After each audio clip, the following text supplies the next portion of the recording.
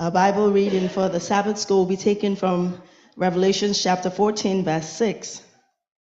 Revelations 14:6. Then I saw another angel flying in the midst of heaven, having the everlasting gospel to preach to those who dwell on the earth, to every nation, tribe, tongue, and people. May the Lord bless the reading of his word. Amen.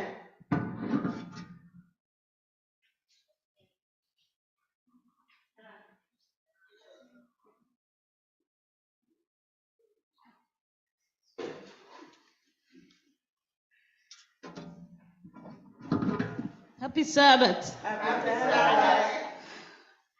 As we continue to study this lesson that's taking us through the journey of the book of Revelation, particularly Revelation chapter 14. That message is bringing us to today's lesson, the third lesson of the quarter. Everlasting gospel. Forever gospel.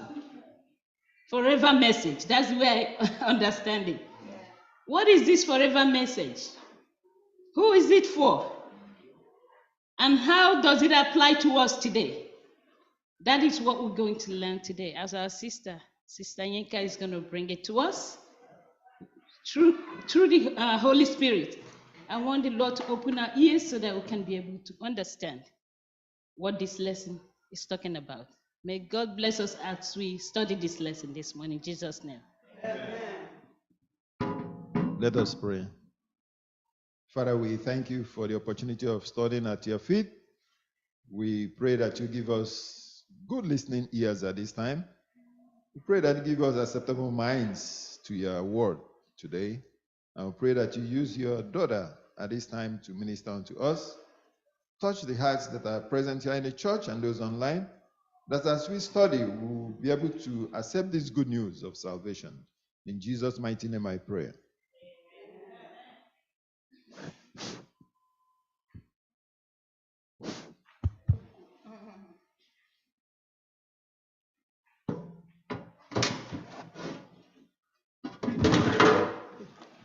Happy Sabbath, church. Happy Sabbath. It's a wonderful day to be in the house of the Lord. How many of us studied this lesson this week? I always like to ask that question. How many of us studied our lesson this week? Yes, please. Let us endeavor to study so that when we come here, we don't come and start repeating everything that we have read. We'll bring out the meat of the lesson. I always like to start with a brief prayer. Lord, we thank you for the ability to study at your feet. Lord, we humble ourselves to learn from you. We ask that your Holy Spirit will fill each heart online and in person here today. And we ask that you help us to understand this everlasting gospel that you have gifted unto us. We pray, O Lord, that there will be no confusion. We ask for peace that passes all human understanding. We come against vain arguments. In Jesus' name we pray. Amen. Okay, so memory text is taken from, it's called memory text. So if you memorize it, let me see your hand. If you're a Seventh-day Adventist, exactly. If you're a Seventh-day Adventist and you have been hearing first, second, third angel's message, I'm sure you should know it by heart. So who wants to attempt?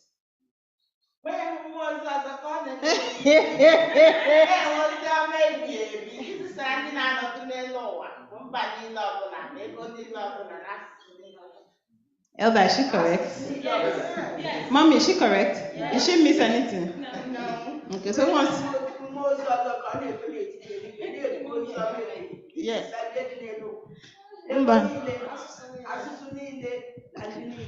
Amen. Ọ na-ewere okoli tie mkpu sị tụọ na-egwu Chineke nyekwa ya otito n'ihi na oge awa nke ikpe ya agụ. That's verse 7. Okay. Online members, does anybody want to attempt in English? Memorize it, so I didn't say you should read it from the Bible. All right. Thank God that we're as Adventists, we're familiar with this. Did anybody hear me? Is anybody attempting to attempt?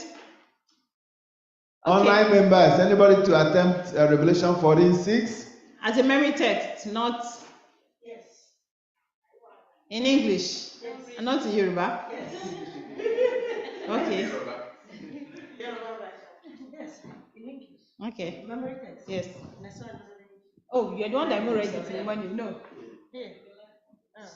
All right. So let's make progress.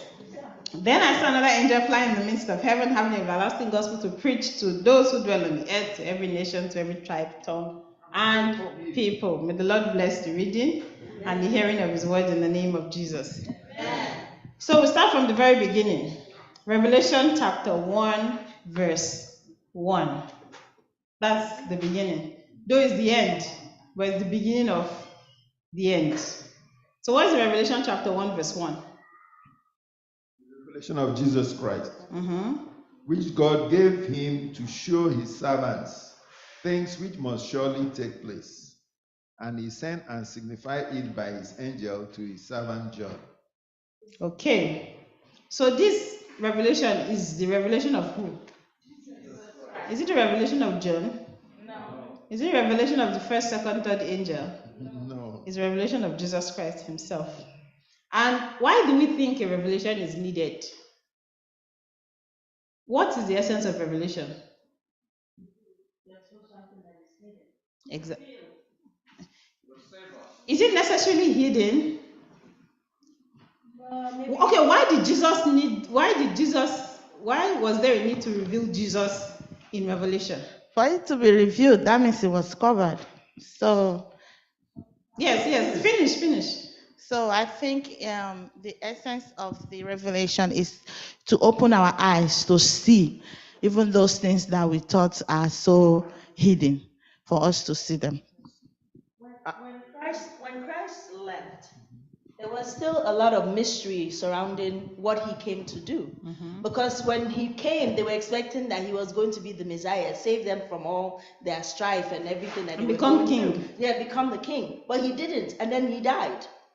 So I'm sure a lot of people might have been wondering, so why did he come? And why did he leave? Those things were still not clear to people. And don't forget, when he was transfigured, what did he say? He said, the way you saw the Son of Man go up is the way you see him come down. After that, there was Paul. Yes. After Paul, there were other people. Until now, who are we waiting for? Right. So I think too also that along the line, people lost hope, kind of hope, and there was this confusion. So there was the need to reveal him again, to bring, reiterate it so that we can to increase our hope and our faith. Yes. And you see, beyond everything else, it's not just to even tell us, it's to give us the details to the letter. Revelation is very, very explicit, right? To the appearance, to the detail, to everything. Are we following? And beyond that, when Jesus came the first time, when he came as a baby, the people that were expecting him were who? The Israelites, the Jews, because they were the ones that needed him more, well, according to them. But now, after he left, they were confused. So who is going to save us? Now, they now needed to understand that it wasn't even only about them. It was about who? Everybody. The nations, the tribes, the tongues, the people. Anywhere anybody was at all. So thank God for that. So we're going to our introduction to the lesson on Sabbath afternoon. Sabbath afternoon, it says, the children of Israel had this chant that they used to say, "Hear, O Israel, the Lord our God, the Lord is one." Was there ever an issue as to how many gods there were? Are you sure? Because if God has to say, "Hear, O Israel, the Lord our God, the Lord is one," there must have been the possibility of them. Yeah. Remember Solomon? It wasn't even God that told them, it was the chants that the Israelites themselves chant. Yes. So they were just reminding themselves that it's one God. That's one God. For them, there wasn't. Yeah. There were other gods around them. They're basically polytheists. One God. Yeah. Because you find out that in the era of the kings, you have a king who will come and reign, but he will still leave the poles of the different shrines and everything all around. And they needed to do what? God had to remind them in the first commandment, right? The very first one, that they should have no other God beside him. Because as a matter of fact, every other God is what? Made by man. Made by man. Because look, think of it. What other God could there possibly be? Wood. Who made it? Man. Stone. Who carved it? Man. So how can the created worship a fellow created? As a matter of fact, you are the one that even created that one by yourself. All right. So let's not dwell too much. So basically, this week, what we'll be studying is understanding the heart of God for every single person on the surface of the earth, not just the Jews, but both Jews and Gentile. And we see that, sorry, excuse me, through the study of Revelation, we'll see through the eyes of grace, that grace was not meant for only the children of Israel, but grace was meant for everybody. And the grace comes from who? Christ. And his message is what? Whoever believes in him Will not perish. should not perish, but have everlasting life. So let's go to Sunday. A grace-filled book of hope. Do you remember the first time you read Revelation? You read Revelation on your own, either as a child in children's department or something. What was the first thing that came to your mind? It was scary. Do you know that even till date, some people don't even bother to go into Revelation? It's scary. Some people don't even bother because one thing is, it feels like those Harry Potter movies. That's one. Yes. And it doesn't have meaning because there's no understanding. And another thing, unless you understand it, you will not find it interesting. And the only reasons we as Adventists find Revelation interesting is because, excuse me, is because Revelation seems to be a continuation of Daniel. And we have gone through the stages of different classes where we have to study Daniel and Revelation. We remember that the animal starts like this in Daniel, then in Revelation it starts like back, and all that. So we see the intricacies, and it makes it interesting, and you want to know more. Then we're able to find out who is this person, who is that person, who is that person. Now, the moment you understand these things, it makes it easy for you to get the concept or get the truth out of the book. But without it, it's just like you're reading a horror movie. An animal that has 10 heads. And of the 10 heads, one looks like this, one looks like that. You just close it and sleep. All right. But then, after you went through children's department and you studied, you went to Daniel and Revelation classes, who can tell me, to you, what is Revelation like now? How does Revelation make you feel? Do you feel scared? Do you feel like, if God should come today? I don't feel scared because when I read Revelation 20, 21, it gives me hope. It gives me joy. Especially the area it says, there will be no pain. Yeah. No more tears. Yeah, anybody else?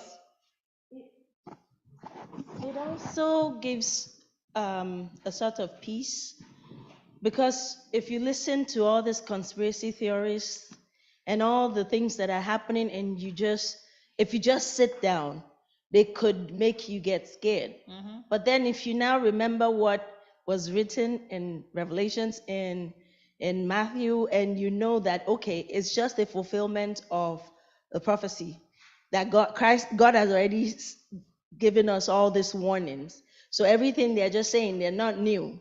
It's just going to show that, okay, Christ will soon come. So it kind of gives that comfort, knowing that, yes, they would happen. Those things are happening, they would happen, but it's just in preparation for Christ to come. Thank you.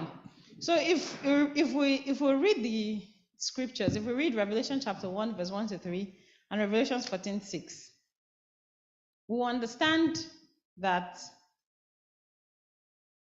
we are in a position, we are better placed to understand the things that will happen, the things that are happening now, and the things that will happen in the future. Do you know what this means? For me, this is how I see Revelation. You are at a point where it seems as if it's been 2,000 years. He's not coming. This generation will definitely pass, will most likely pass if he doesn't come. Abi? Another generation will pass. So what is in it for me? Like, why do I still have to hold on? Why do I have to go to church? Why do I have to remain the way I am? Why should being a Christian remain a priority for me?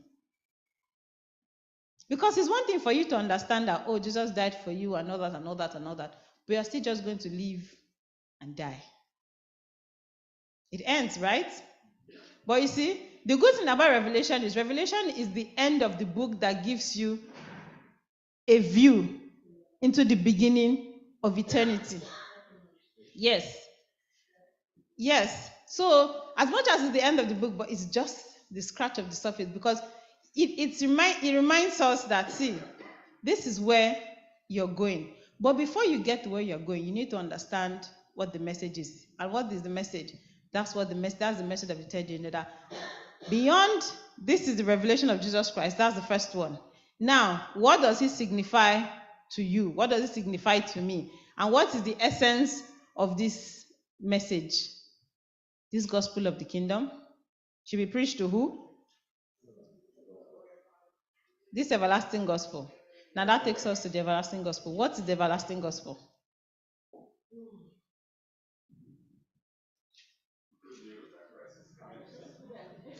First of all, let's start from what is the gospel? The good news of Jesus. What's the good news? The life, death, his ministry, and resurrection of Jesus. That's the good news. Is it Isaiah 9, verse 6? Behold, unto us a child is born, unto us a son is given. The government shall be upon his shoulder, and of his kingdom there shall be no end. And then can you just imagine? You see, so when we study scriptures like this, you just tell yourself, no matter what is happening here, there's a place where of the reign of his kingdom, there will be no end. It helps you wake up the next day. It helps you overcome the issues. It gives you, it gives you that hope for tomorrow. No matter what is happening here, I'm not concerned about, it will pass. And when it passes, there's a glorious. Now, what makes it everlasting? The gospel is Jesus Christ. The good news that he came, that will have eternal life. You will have eternal life. As many, and you see the good thing is as many. If the 7 billion people decide today now that it's Jesus, do you know there's space for 7 billion people? So what's the everlasting gospel? What makes it everlasting? That's why the everlasting is in inverted comma. What makes it everlasting? You see, to me, the gospel of Jesus didn't just start when Jesus came in the world. Absolutely. It started right from foundation of the earth. And we also see the signs, because Jesus Christ is that lamb. We started seeing it even when our two parents failed, that a lamb was slain, blood was spilled. So God knows that because of his love, he knows that we, the creatures, because we have free choice, that we may, deviate. So he made that plan that in case we fail, this is the remedy. So that everlasting gospel started right from the foundation of the earth. Even when Christ hasn't come here, that gospel is still there. You remember when Abraham was asked to slay Isaac? Mm-hmm. And there was a lamb. All these things signifies who? Jesus. Even the sanctuary system, all of them points to Christ. Until Christ comes. And Christ has come and gone. And the gospel, the story, the ministry, his death, his life is still on. So that gospel will never end until, even when we go into the next, when Christ comes, Christ will still be there. So Amen. It's very everlasting, forever and ever. Amen. Yes, teacher, that's what I was trying to say as well. Like everlasting is continuous. It doesn't stop. It's endless. Because the gospel is a good news. And it's everlasting good news. That means it's a continuous good news. It will never finish. Amen? Amen. Yesterday, Pastor made me read 2 Timothy chapter 1, verse 9. Can somebody read 2 Timothy 1, verse 9?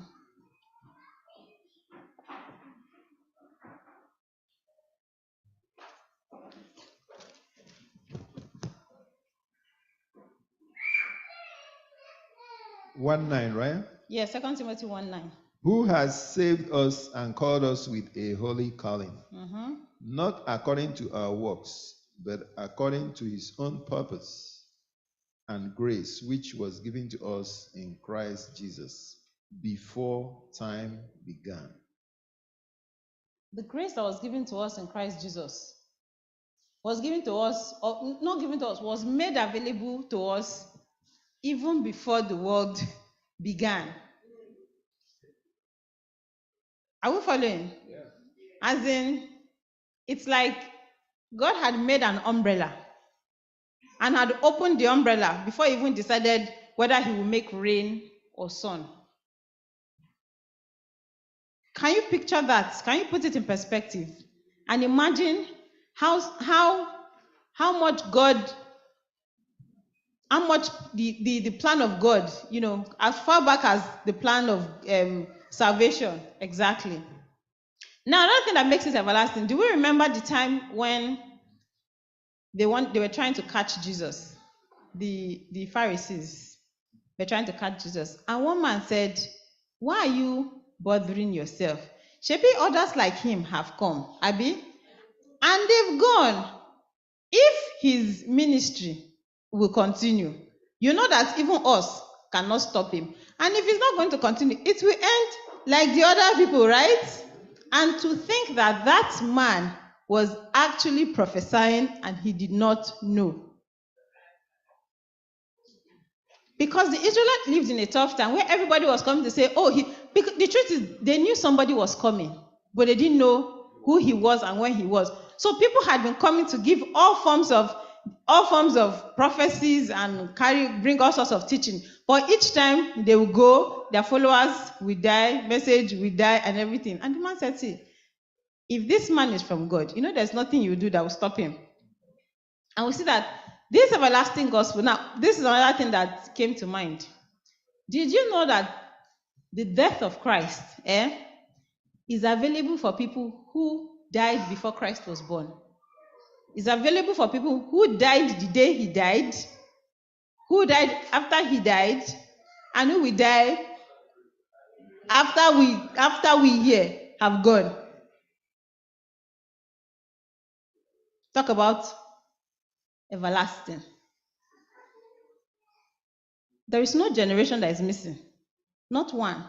You say, because Jesus Christ was not around during your period, so those of them, the blood does not atone for them. No. And this should give us courage because we know that it's a message that will outlast everything. Science, philosophy, history, everything. It has remained true for over 2,000 years. And when I say over 2,000 years, I'm counting it as far after Jesus came. I'm not even talking of since the foundation of the world. So that's what makes it everlasting. But then let's see the hope that is presented in 1 Corinthians 15, 1-4. If you've read it before, just paraphrase and tell us. And Romans 3, 24-26. Okay, let's add Romans 5, 6-8 too. Yes. Okay, Romans 3, 24-26. Yep.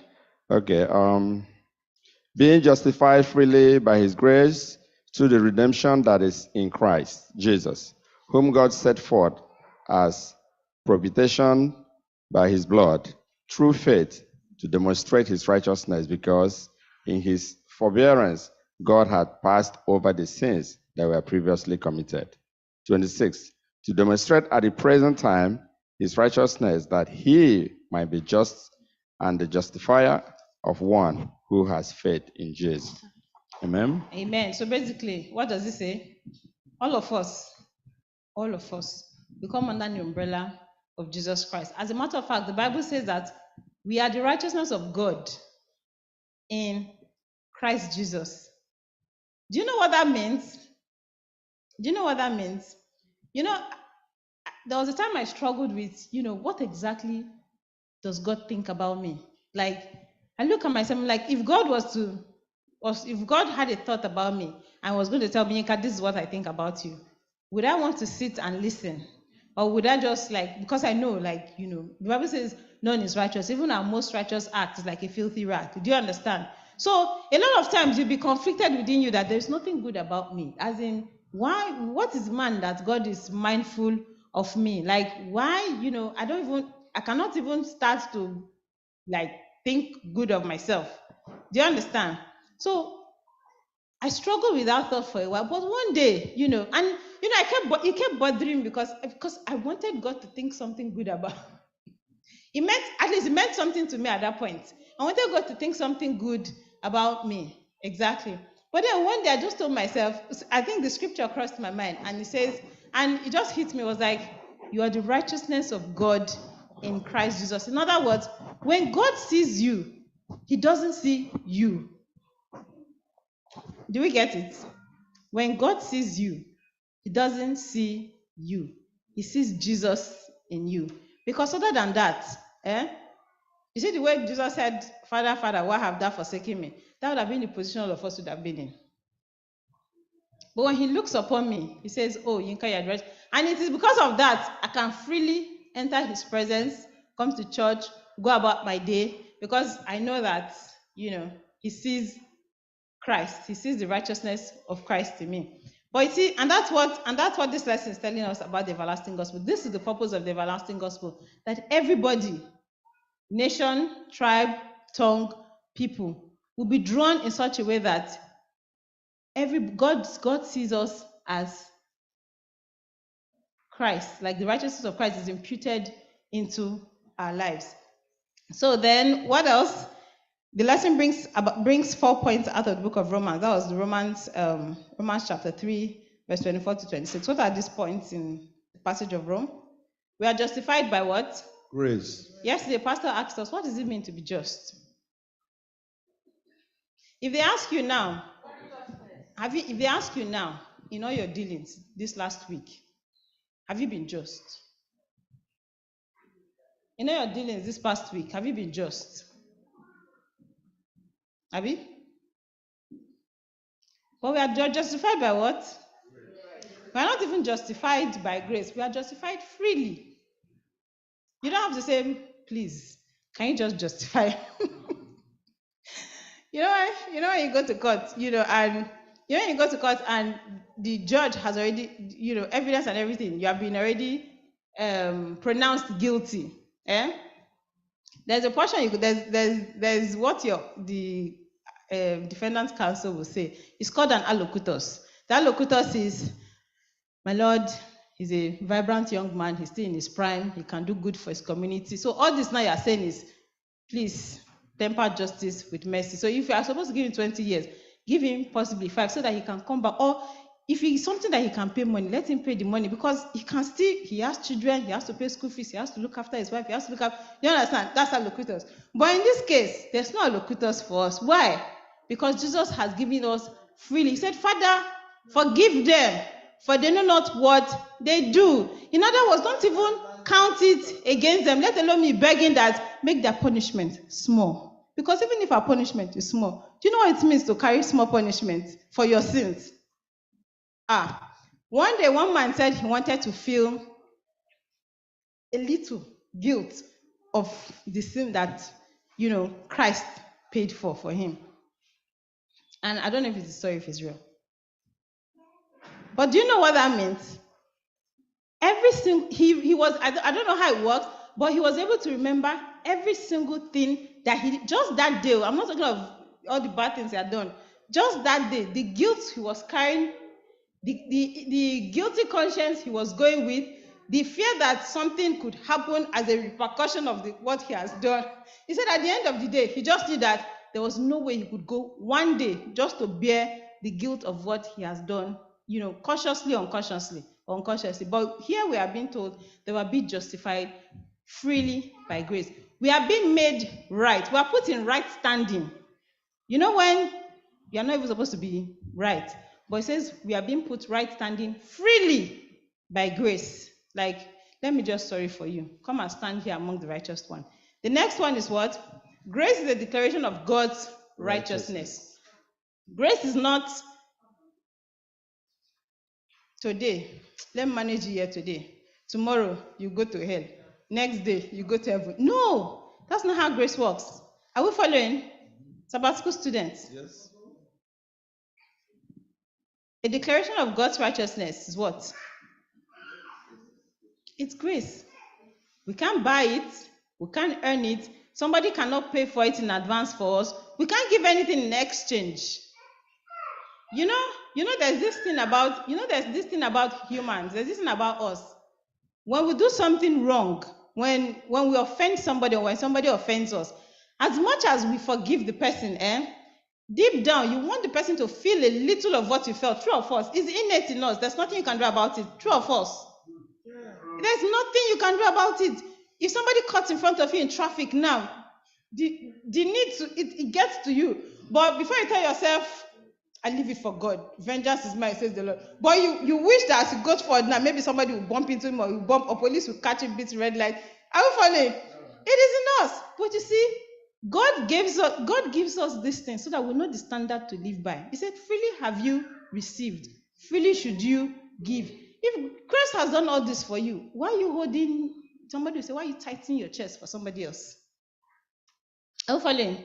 Then grace justifies those who by faith accept Jesus. Now, this is the disclaimer.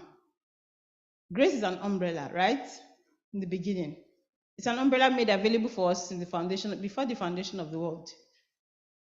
But you see, unless you come under the umbrella, you should not complain that rain is beating you or the sun is smiting you. A simple step to take is to believe in who? In Christ Jesus. You cannot they say put your money where your mouth is. Somebody says if you want to know what you value most in your life, look at what you spend money on. It will tell you where your priorities are. It's very simple. If you're consistently or to a large degree thinking of how do I be like Jesus today? How do I reflect the character of Jesus tomorrow? Am I going about it the right way? You'll find that each single thought and each single steps puts you in the right direction to where you want to be. You cannot say I want to be like Jesus, but this is just who I am. I'm a naturally angry person. I don't like when people take me for granted. Are we following? You need to use Jesus as a mirror. This is somebody that they slapped, they spat on, they mocked. Jesus didn't even need to do some of us did do it. He didn't need to do all that. All he had to do was maybe just look at the person and thunder would just strike the person. I'm following. But now we see all forms of prayer. All my enemies, Father, I'm following. But forgetting that the Bible says you do what? Pray for your enemies. Do you understand how the Bible counters our thinking? It says when you pray for your enemies, by so doing, you are heaping what? Coals of fire on their head. So do you know the best thing you can do for your enemy is what? Because you're even championing the cause of your enemy by not praying for them. Because there will be no coal for them.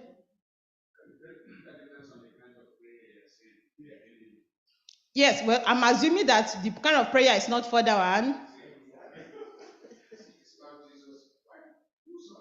Exactly.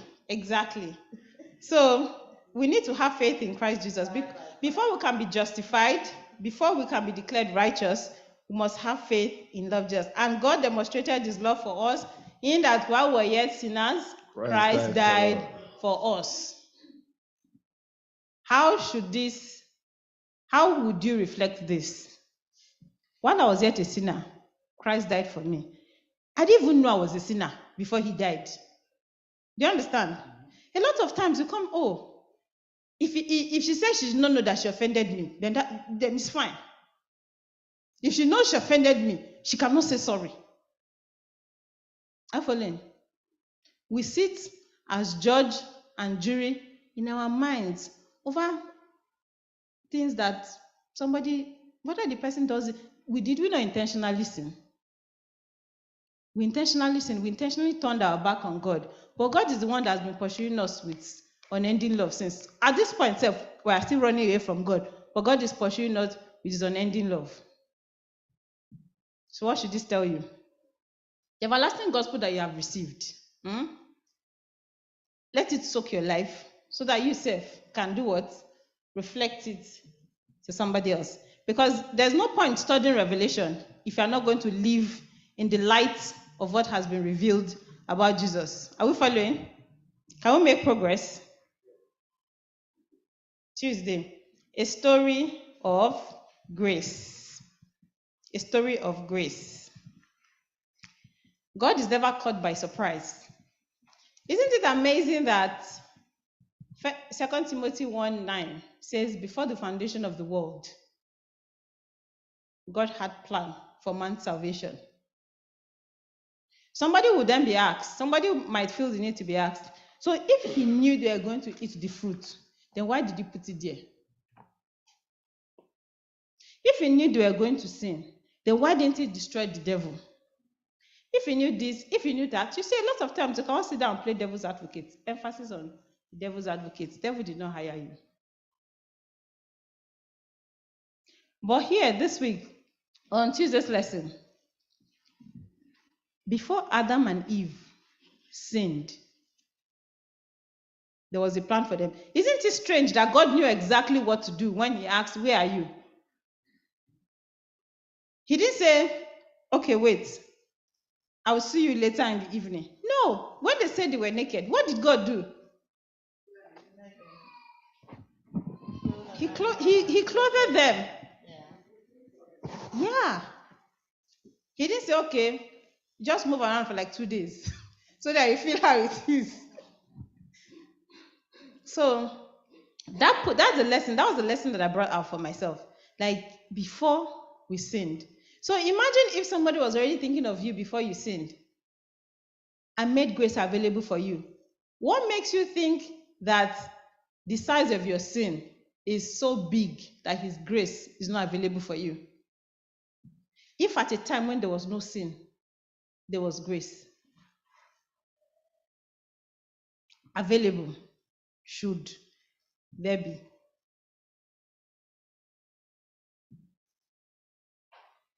Can we react? So,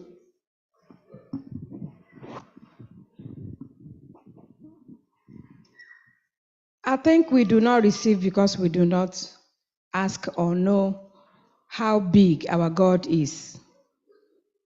It's mind-boggling to know from Tuesday that even before the foundation of the world, God gave what is called choice, which the IRS didn't give us.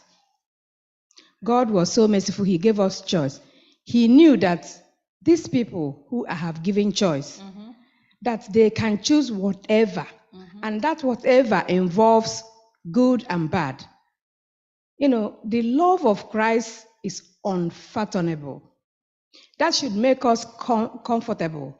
That since he made that provision, even now, as this present spiritual Israel, that no matter what it is, if we come boldly to the throne of God, that he who made that choice to protect us, to be our lawyer all year long, all our life long, that he will come around for us. It's so comforting. We do not have to go to bed anxious for tomorrow, anxious for this, anxious for that. We just drop it on the cross, at the feet of the cross. So it's so comforting that he is an all-knowing person.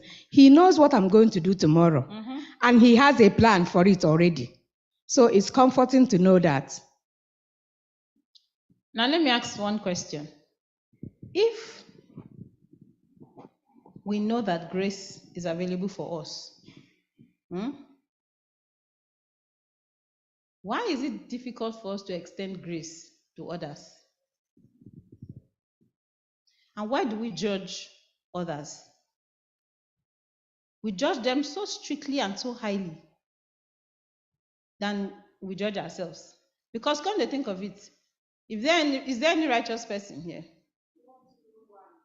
Is there anybody that is good here, like you're a good person? I have a friend that says, hey, you know, when we try to talk about this whole plenty issues here, he say, but they're good people.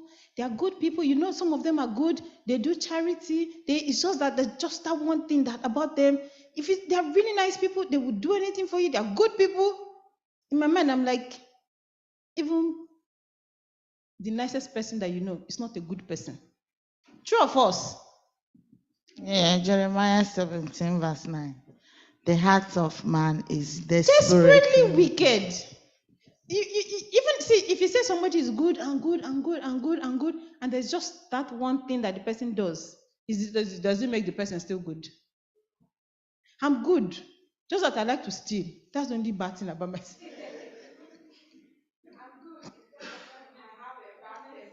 I'm good, just I have a bad temper. If anybody I know me, I just punch the person.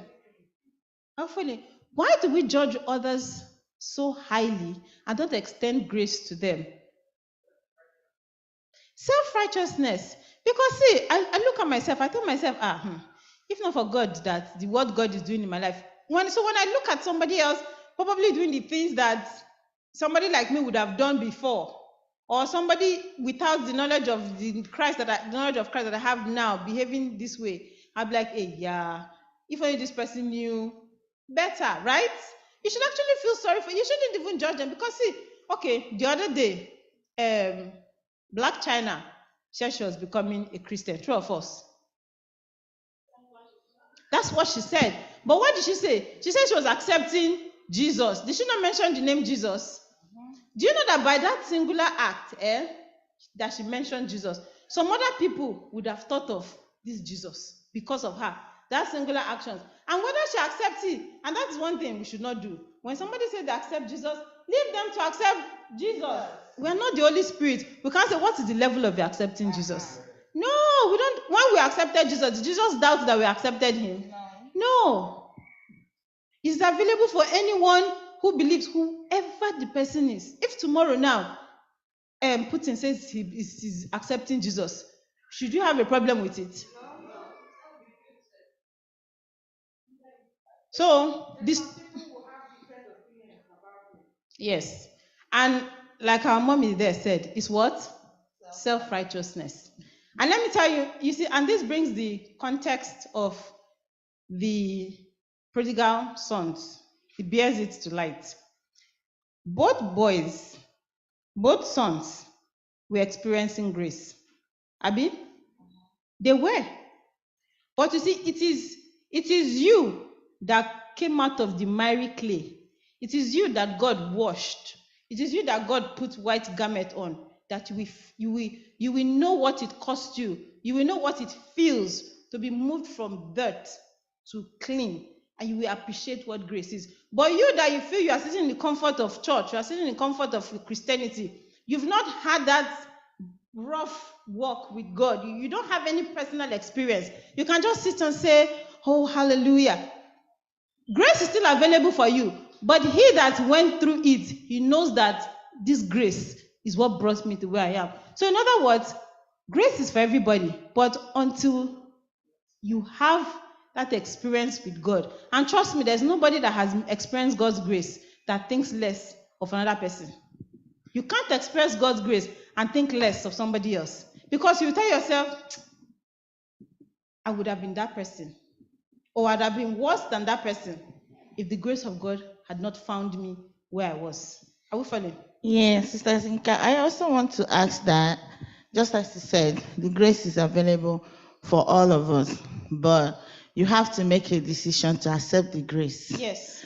Because some people, like I always say, I have experienced someone who said that the kind of sin that she has committed, that she does not think that God will ever forgive her. And no matter how you preach to her, she'll say, if I'm not bad. So there are some people that have refused to accept this grace, even as the grace is made available. So it is our choice as individuals to accept this grace. That's why the Bible said, accept the Lord as your, accept Jesus Christ as your Lord and personal Savior. So if you have not accepted him as personal, it will be difficult. So we should learn to accept it, even as the grace is there. Do you know why it's difficult for us to accept grace? The reason it's difficult for us to accept it is the same reason it's difficult for us to share it. Do you know why it's difficult for us to accept grace?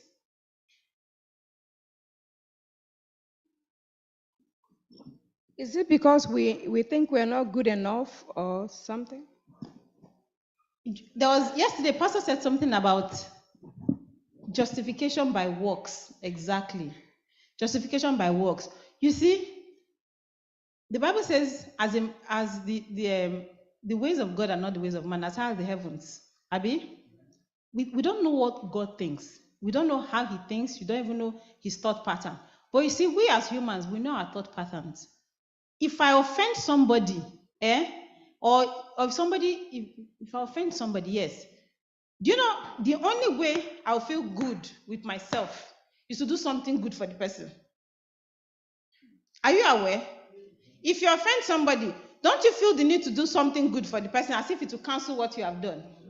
Do you have that feeling? Is it only me? That is how human beings are wired. So we feel for the wickedness I've done. Beats me. Like, let me feel it. Do you understand? If I can take at least small, then maybe you can carry the remaining one. But that's not how grace is. Somebody offended me one day. I was like, how did he said, whatever it is you want me to do, I would do. Just because he felt he had, and then I was like, that's not how grace works. That's not how forgiveness works. When you forgive somebody, you're not expecting the person to come and do something because the person annoyed you or offended you. Are you following? And that is where the deception of the devil comes in. And you see, that's why it's holding a lot of people back from accepting Jesus. Because it's just too easy. Is it not easy? It is free. It is free. But it's not easy. They think it's as in, how can I just open my mouth and say, Lord Jesus, I accept you, come into my life, change me, I renounce my sins, I choose you as my Lord and Savior. In Jesus' name, amen. That's it. That's it. But they feel, how can that take away the years of evil and wickedness? And the devil will just be sitting in their heart and be having a parade. Because it's a deception. And that's why Jesus Christ is being revealed. He's being revealed. John 3:16. For God so loved the world that yes, the punishment that was due to you, he has taken it. Do you want double jeopardy? Do you want somebody to pay for your sins and you also pay for the sin? You can't even pay for the sin because the sin, wages of sin is death. How many deaths can one person die for his sin? Teacher, I think I look at this accepting grace. People accept grace. It's just to accept grace. And that is justification. You've been justified. But if you stay there and not moving towards sanctification, which is the power from the Holy Spirit to help you begin to, walk like Jesus, think like Jesus. Every day is daily. And from there, you begin to move on. That's the only way. If you just stay only on justification without progressing to sanctification, that is why you see people, I'm a Christian, you still praying for God to fire them, to kill them. Because I think I call them unconverted Christians. So we have to pray every day for that power to move on from justification to sanctification. Sanctification. Okay. Yes, ma'am. We mentioned the prodigal son. Yes. The prodigal son. Yes. He was there. Yes. getting so low. He has made done with all that he carried. He had now started eating with the pig, not knowing that his father was always waiting for him to come. It's the father's grace. He himself was saying, let me go and let him make me a slave, a servant. Even if I be a gatekeeper. But the father has already sewed a beautiful dress for him. The father had also made a beautiful ring for him, but he didn't know. That's who we are. He didn't know. Amen. Until when he came home. The father didn't even want the slaves, the servants in the house to see him, how he was when he was coming. The father quickly sent somebody, meet him. He's there. He's coming. He's half naked. Go and clothe him and put ring. That's who we are. We cannot make ourselves righteous forever and forever. Amen. We can only be made righteous by Christ and our God. That is this lesson. Elder.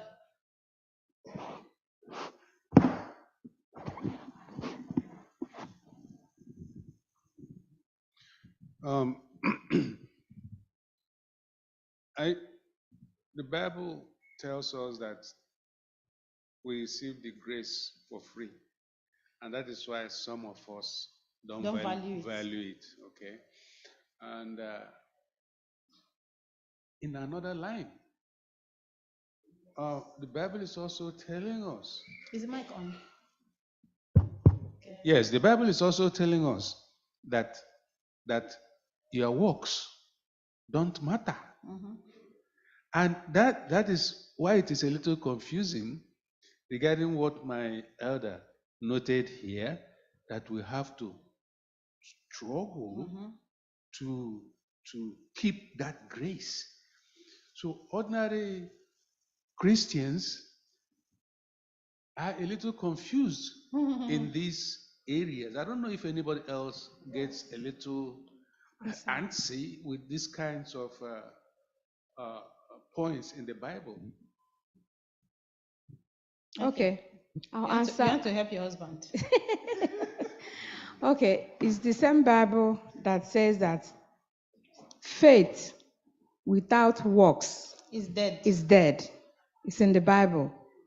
And now, if I tell you that I love you, and you're hungry, I do, and you're hungry, and I refuse to give you food when you need it, I'm not showing love. Christ has done everything because he did it freely for us. Because I know you love me, what I'm doing is I make sure I make the best soup for you, the best pounded yam, and whatever you desire, I'm bringing it home. We are not doing it because we want to buy that love from Christ. Or grace.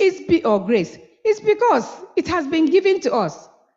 Like now, you drive me everywhere I go. Then when you need something or whatever little thing I can do to impress you, I will do it. So everything has been given to us. The littles we are doing, obeying God's commandments. If you love me, what? Keep my commandments. It's in the Bible. It's not actually work. The true work is going and getting that nail on the head in Calvary and dying a shameful death. Everything has been done. All we are doing is just to show gratitude. Thank you, Lord, for doing this. You thank your wife for cooking a good soup. It's already in there. We are not buying it. We are showing gratitude. Okay, so let me give us two scenarios. Remember at the beginning, during the study, I said that you see somebody, he's a good person, in quotes. He's good. He gives to the poor, carries people for free, gash them money. Before you say there is a need, he supplies it. He does that. But he does not believe in God. Because if he believes in God, he will not have that but one. Abi? So let's just put him as the rich young ruler. Abi? Let's just put him as the rich young ruler. Then there's somebody else who believes in Jesus. Eh? When he has the means, he does good. Let me not use the word good. When he has the means, small, does small here, he does small there, he does small there, he does small there. And I'm saying small, like that other person that does a lot. Now in these two, using that faith without work that is dead, don't you see the difference? Because the difference between a Christian that does good in quotes, and the other person that is not a Christian, it's just because he's a moralist. There are people that are moralists. They don't steal. They just have good character, good behavior, good work ethics. They're moralists. They exist. They will not steal from you. They will not beat you. They are generous. They will do all that. But they don't do it because it's a requirement. Not that it's even a requirement. They don't do it because they are trying to show the love and the grace of God that they've received. Exactly. That's the difference. They do it because that's who I am. That's not who you are. You cannot even be that kind of person. But the other person who, first of all, which is, the person you're talking about, do you know what power is made available the moment a person opens his mouth to say, Lord Jesus, my sins are plenty. They are so plenty that even me, I cannot forgive myself. But I know that you can forgive me. And if you are willing to forgive me, I'm willing to follow you one day at a time. Do you know the moment you open your mouth to say those words, do you know what happens in heaven? There's a party in heaven. Now, if there's a party in heaven, don't you think that because you know what it takes for you to even say that thing with your mouth? Because you have said it with your mouth, it shows that the state of your heart is what? Is ready to change. Abi, when the prodigal son was sitting with the pigs, when he said what he said, did he still remain where he was? He said, look at me. This is who I am. This is where I'm coming from. I'm better than this now. Why did I allow myself to become this? Okay, but if I go back, will he receive me? Okay, even if he does not receive me, maybe he should make me. He didn't even know what he was going to expect at home. So that's what the devil does. The devil tells you nobody loves you. God cannot collect you back because you have gone too far. You will not do this. You will not accept it. That's why the gospel is everlasting. It's available for everybody, no matter where you are, all tribes, tongue, people, language. Everybody. The moment you can open your mouth and say it in your language, like Lord Jesus, see, I have gone far. I know I've gone very far behind. But please, I want to. There's no way you say that prayer and you remain where you are, because even power is made available for you already to move from where you are. Are we following? So now into all the word. We have covered into all the word already, haven't we? Yeah. So Revelation 14:6. The everlasting gospel to who? All the tribes, nations, people, tongues. There's no restriction. You see, and that is why, Christianity it's not a religion per se. It's a way of life. Exactly. Religion, way of life, however it makes you comfortable. But you see, walking with Jesus is not something that you say, yesterday I walked with Jesus, I'm good today. No. The walk you walked yesterday has finished. Today, you carry another cross. It's a new day. You continue another walk. Enoch walked with God 300 years. Do you know what it is to walk with God? As in, every moment he was walking, God was right, like not literally beside him, but he was within the will of God for 300 years. Do you know that if we walk with God 1 year, it will show on our faces. It will show on our behavior. It will show in everybody around us. If you walk with God, even 1 day, we are trying. Do you understand? But that tells you what? This everlasting gospel is still for us. It's not for the people that are still in the world. It's still for us. Because sometimes you can get discouraged. When life hits you, blows. What do? You remind yourself, the son of who you are, the daughter of who you are. You get up and you carry your cross. Abi, the gospel is available for you as well. Don't say, this word has taken too long. If Jesus Christ is not coming, let me find something else to do. Abi? So into all the world. So here's a mission so grand, so large, so great, so comprehensive that is all-consuming. It demands our best effort and requires our total commitment. Now, not all of us will be missionaries. Not all of us can be missionaries. And you see this thing about where I cannot go, my money will go. I don't buy into it. Do you know why? The cattle on 1,000 hills are God's. If God needs money, He will find somebody else, not even your chichichereka money. He'll find somebody else to give it. Do you understand what I'm saying? God would rather have you than have your money. Are we following? God would rather have you than have your money. And this is what I mean by saying God would rather have you. If there's something in your character that is making somebody not to accept Christ, that's your mission. Your mission is to do what? Is to fix it. Hello? If there's something in your character that is making somebody else not to accept God, your mission is to fix it. That's how your own message is going to go through all the world. It's good that we are looking for people whose languages we can't understand, for them to read the Bible, for them to do all that. But there are people in our homes, in our churches, in our places, in our neighborhoods, who are struggling with the truth of the gospel, who are struggling with the everlasting gospel. Be the person to help them understand it by the way you live your life, by the way you interact with them, and by the way you act as Jesus to them. Like I used to pray every some Mondays, and in fact I used to pray every Monday. Some Mondays I don't pray. God forgive me. I used to pray this prayer that God, let me be Jesus to somebody today, and let somebody else be Jesus to me. Because you will never know. Yeah. So lastly, that's the mission and movement. That is your mission, and that is your movement. Everywhere you are, be the Jesus that people are supposed to be seeing. Are you following? The Bible says everywhere Jesus went, he was doing good. We cannot all do good, but everywhere that we are, even when people are saying, oh, there's something wrong, be the person to bring hope. Be the person to bring grace. When they are saying, oh, this person stole something, let's burn the person, let's throw the person, let's do this one. Be the person to say, let's do the right thing. Always be the person with the right decision, the right notion to make. All right, so online people. We didn't hear anything from our online people today.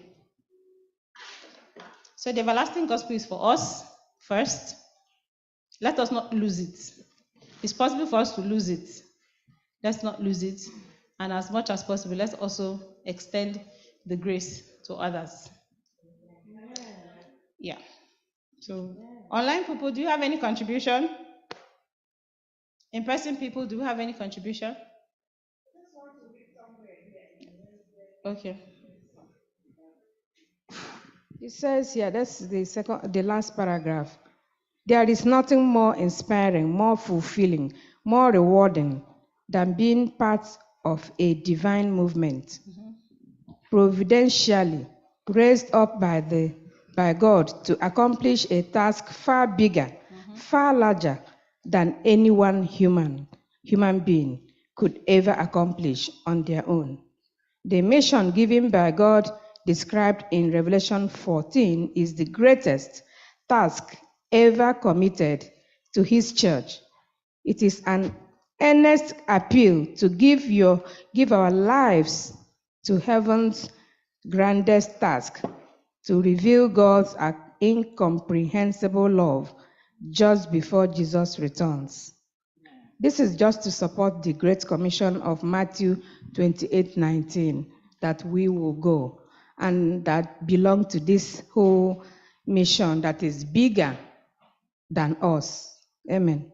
Amen. Thank you. Yes. My question is this: is there a way that my character or my behavior might be leading someone astray, but I don't know?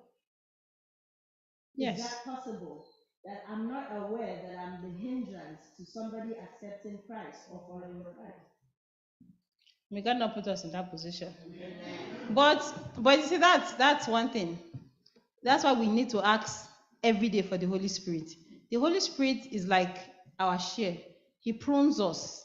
Like all your bad characters, he makes them, don't you think you should have done this? This thing that you did now, you know you shouldn't have done it. Do better next time. Lots of times, and that's why I keep saying, you cannot say you're a Christian, you say, I'm good, but just that when somebody annoys me, I will punch the person.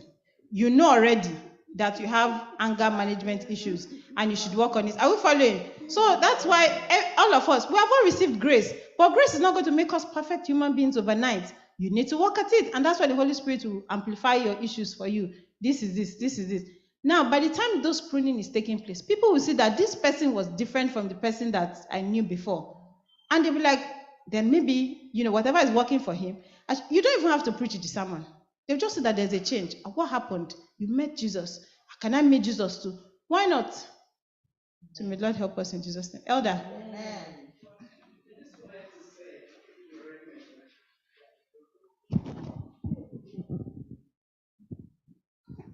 Yeah, I was just going to say that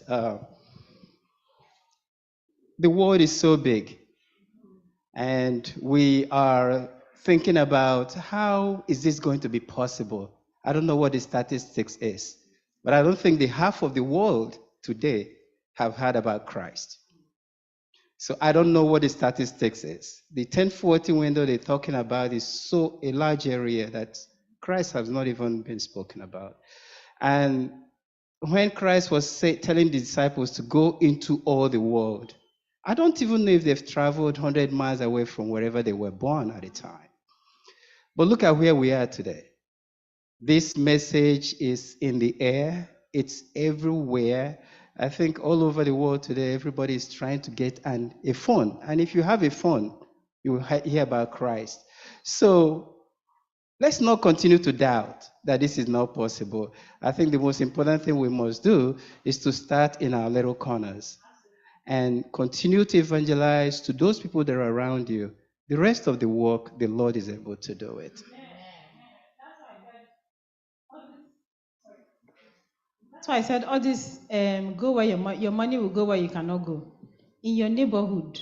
You see, it's very easy for us to say there are unreached areas. Do you know that there are unreached people, even in this New York? Unreached people in this New York. We're not even thinking of other places. But do you know how you can reach them? It's probably they'll just see you walk on the streets, or they'll just see you, maybe the way you and your family, you used to go together, the way you are light spoken, you are other like, this person is different from all the other kind of people that I've met. I will find be the what? Be the sermon. The youth, the logo used to be the sermon. If you are the sermon, you even make it easier. Because they said there's this saying that if one person accepts Jesus, that one person's impact can reach 10 people. Because that person has other people they associate with here. So thank you very much. Shall we pray? Our Lord and our God, we thank you for the ability to have studied at your feet. Thank you for teaching us from your word. Lord, we thank you for the grace that has been made available to us. Lord, we thank you because you have called us your children. You have called us your righteousness in Christ Jesus. Lord, as many of us are struggling with where we stand with you, Lord, Father, we ask that your Holy Spirit will continue to nurture us, continue to teach us, and continue to help us to improve our characters, O Lord. Heavenly Father, we pray for those who have not heard about you. We know that by prayer, O Lord, they will be reached. And in any way that we can reach them, O Lord, Father, we thank you because you make these means available, O Lord, our God. Heavenly Father, Lord, we ask that in any way we have said one thing or more that isn't right, O Lord, we ask for corrections. We ask, Lord, that you forgive us our utterances. I ask, O Lord, that your Spirit will lead us accordingly. Heavenly Father, as we go into the other part of our worship today, we ask that you accept our worship, that you bless all of us that have come, O Lord. And we ask, O Lord, that on this special Sabbath, O Lord, that you feel free to heal as many as are looking to you for one kind of healing, physical, spiritual, or financial, in the name of Jesus. Amen.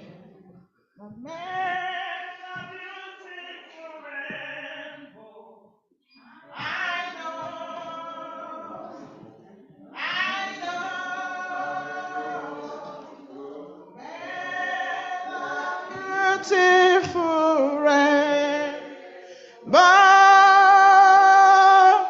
that's why I love him so. Thank you so much, Sister Yinka. That lesson was a very tough one, and you really, really dissected it. And we pray that the Lord will continue to bless your ministry in Jesus' name. Amen. You know, when I stand here after the lesson, it is time for Sabbath School expense offering. And we all know by now that this is our culture, this is what we do. And I urge you to please dip your hand down in your pocket and support the affairs of the Sabbath School.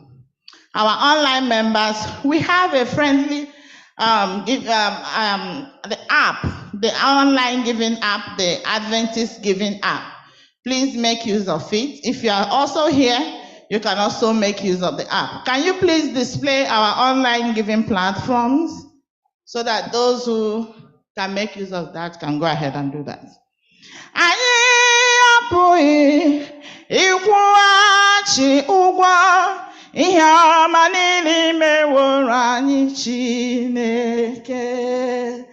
Anyị apụghị ịkwụghachi ụgwọ ihe ọma niile meworo anyị Chineke. Inyere anyị ndụ, inyekwara anyị ihe oriri. Anyị apụghị ịkwụ ụgwọ ihe ndị a niile.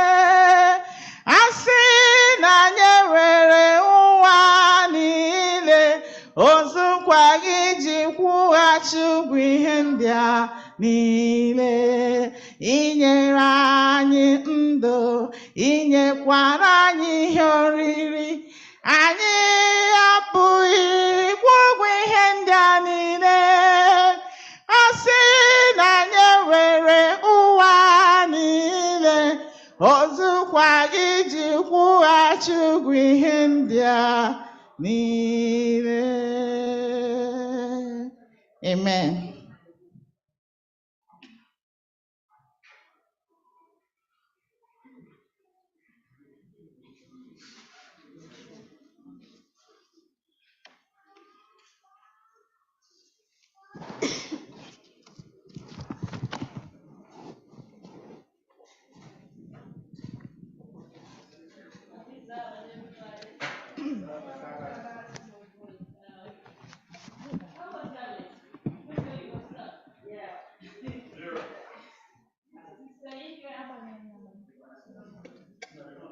Hello? Yes. Okay, I thank God for that lesson. Sister Nyinka made it very simple for us to understand. I was able to understand that grace was here even before the creation of the world. Grace has been here and we need to hold on to it. And the everlasting gospel, that mission is for everybody. And if you have it, if you don't allow it to be inside you, you cannot even pass it on to somebody else. That is the most important part of this lesson. And that will take us to the next week's lesson, which will be the 5th lesson.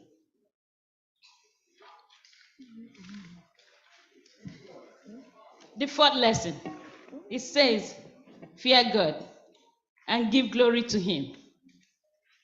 Remember, the hour of judgment is here.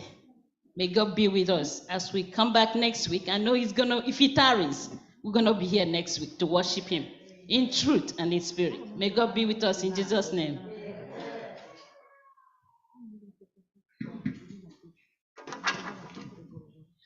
We'll bring the Sabbath school to a close by singing from SDA H189. SDA H189. Shall we all rise? Who can cheer the heart like Jesus? Oh, His presence all divine. Who can cheer the heart like Jesus? By His presence all divine. True and tender, pure and precious. Oh, how blessed to call Him mine. Oh, that thrills my soul. Oh, that thrills my soul is Jesus. He is more than life to me, and the fairest of 10,000 in my blessed Lord I see. Love of Christ so freely given, grace of God beyond degree, mercy higher than the heaven, deep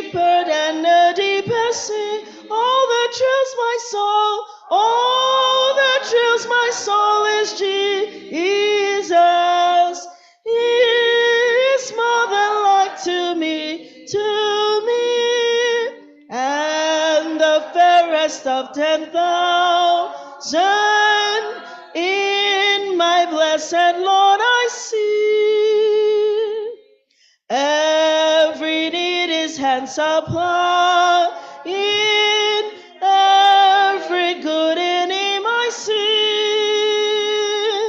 On His strength divine rely, He is all in all to me. All that thrills my soul is Jesus. He is more than life to me, and the fairest of 10,000 in my blessed, and the fairest of 10,000 in my blessed Lord I see. By the crystal flowing river, with the ransomed I will sing, and forever praise and glorify the King. All that thrills my soul is Jesus. He is more than life to me, and the fairest of 10,000 in my blessed Lord I see. Amen.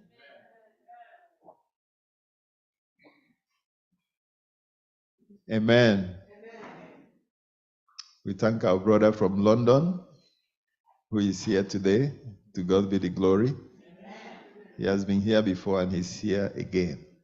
And I know there are people online too who are our friends, visitors who are present today. May the Lord bless us all together in Jesus' name. Let us pray. Our most gracious Father, we thank you for a beautiful day you have given to us. We thank you for your holy Sabbath. And we thank you for our presence here. We thank you for the Sabbath school lesson that we've learned today. We thank you for using your daughter to minister to us today. We thank you for giving us listening ears. We thank you that all that treats our soul is all about Jesus. So, Lord, to you be all honor and glory in Jesus' name. Help us to hold on strongly to this everlasting gospel. Help us, O Lord, to share this grace to others. Help us to receive this grace, O Father. Is there anyone that is looking for this grace? Your healing mercy, your power. Is there anyone that is looking for an intervention of this grace? Anyone that is seeking for this marvelous grace, this amazing grace, this wonderful grace? Oh, Father, may you give it to that person in Jesus' name. Father, we pray that your Holy Spirit continue to abide with us today as we worship you. Take all honor and glory, for we ask in Jesus' mighty name. Thank you all for worshiping with us today. Please join us same time next Sabbath, same station. For those of you on Zoom, YouTube, Facebook, please join us same time, same station. And I pray that as you join us, that the Lord will continue to bless you in Jesus' name. We welcome you to Sabbath school. We are happy that you are here. Happy Sabbath day. Happy Sabbath day to you all. Till we meet again. Hallelujah.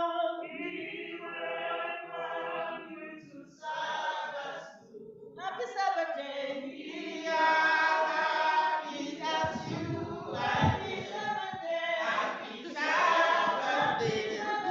Happy Sabbath day to you all. Till we meet again.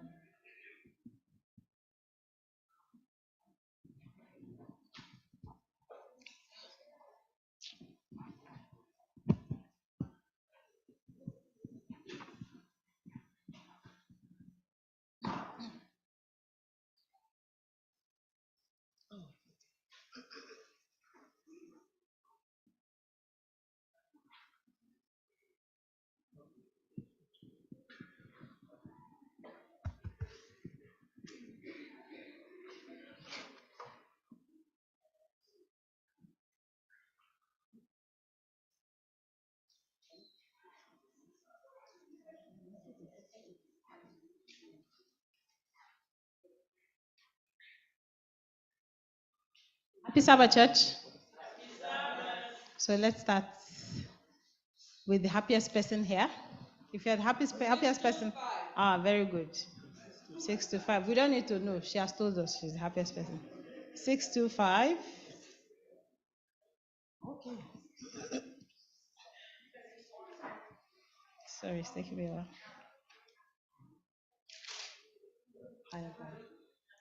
I'm pressing on the upward way, Lord, plant my feet on higher ground. I'm pressing on the upward way, new heights I'm gaining every day, still praying as I onward bound. Lord, plant my feet on higher ground. Lord, lift me up, and I shall stand by faith on heaven's able land, a higher plane that I have found.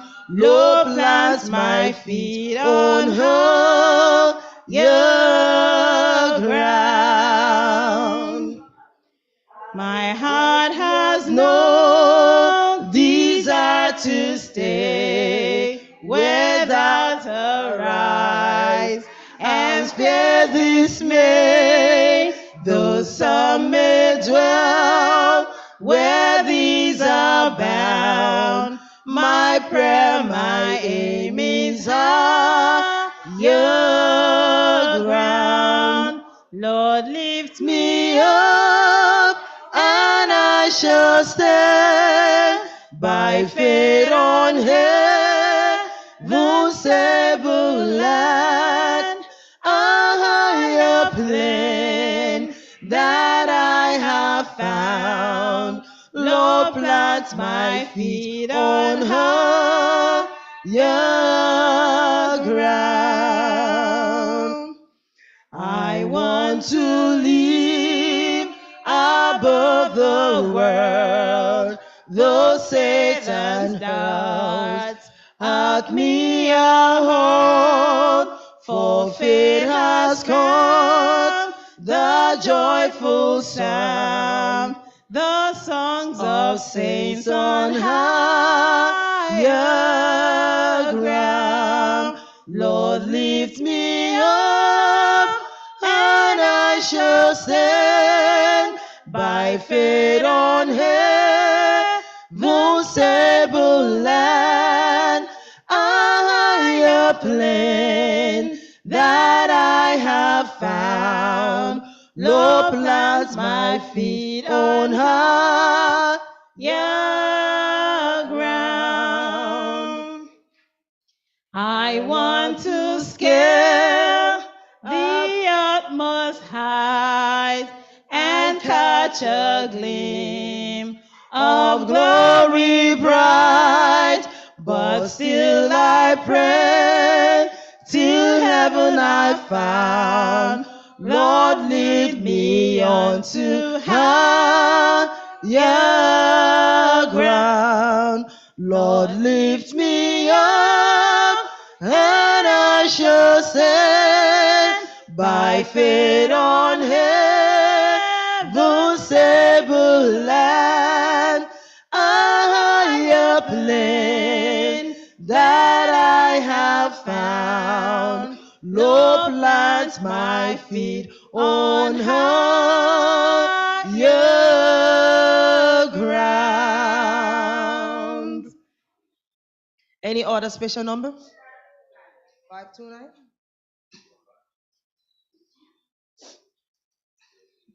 Under his wing.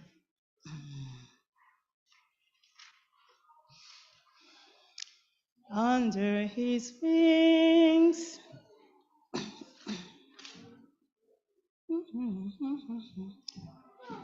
Under his wings my soul shall abide, safely abide forever.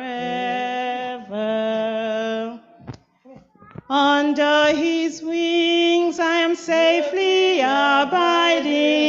Though the night deepens and tempters are wild, still I can trust him. I know he will keep me. He has redeemed me, and I am his child. Under his wings, under his wings, who from his love can sever? Under his wings, my soul shall abide, safely abide forever. Asked. Under his wings, What a precious enjoyment! There will I hide till last trials are o'er. Shelter protected, no evil can harm me. Resting in Jesus, I'm safe evermore. Under his wings, under his wings, who from his love can sever? Under his wings, my soul shall abide, safely abide forever. Amen. Hymn 100, hymn 100. That's Hymn yours. 100. You are going to ask for it? Okay. There's no Sabbath without hymn 100. Great is thy faithfulness, O God, my Father. Great is thy faithfulness, O God, my Father. There is no shadow of turning with thee. Thou changest not, thy compassions, they fail not. As thou hast been, thou forever will be. Great is thy faithfulness, great is thy faithfulness. Morning by morning, new mercies I see. All I have needed, thy hands have provided. Great is thy faithfulness, Lord, unto me. Summer and winter and springtime and harvest, sun, moon, and stars in their courses above, join with all nature in manifold witness to thy great faithfulness, mercy, and love. Great is thy faithfulness, great is thy faithfulness. Morning by morning, new mercies I see. All I have needed, thy hands have provided. Great is thy faithfulness, Lord, unto me. Pardon for sin and a peace that endureth. Thine own dear presence to share and to guide. Strength for today, a bright hopes for tomorrow. Blessings all mine with 10,000 beside. Great is thy faithfulness, great is thy faithfulness. Morning by morning, new mercies I see. All I have needed,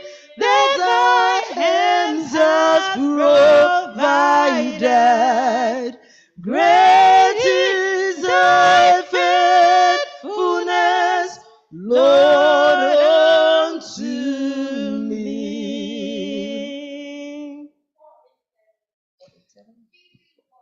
Amen. 441. 4-8. 441. 487. I come to the garden alone.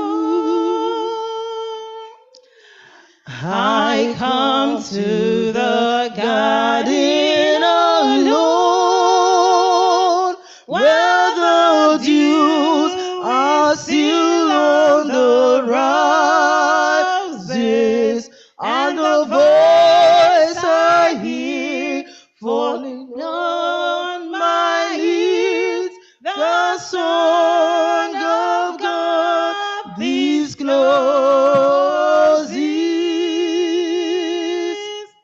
and He walks with me and He talks with me and He tells me I am His own, and the joy we share as we tarry there, never has ever known. He speaks and the sound of His voice is so sweet, and birds hush their singing, and the melody that He gave to me Within my heart is ringing,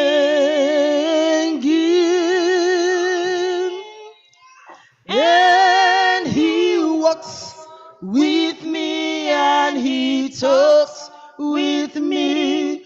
He tells me I am His own, and the joy we share as we tarry there, none other has ever known. I'll stay in the garden with Him, though the nights around me be falling, but He bids me go through the voice of war. His voice to me is calling, and He walks with me and He talks with me. He tells me I am His own, and the joy we share as we tarry there, none others has ever known. Amen.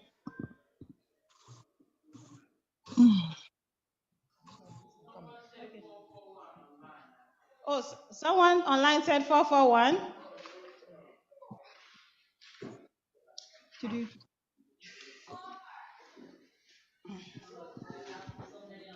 Ah, 441.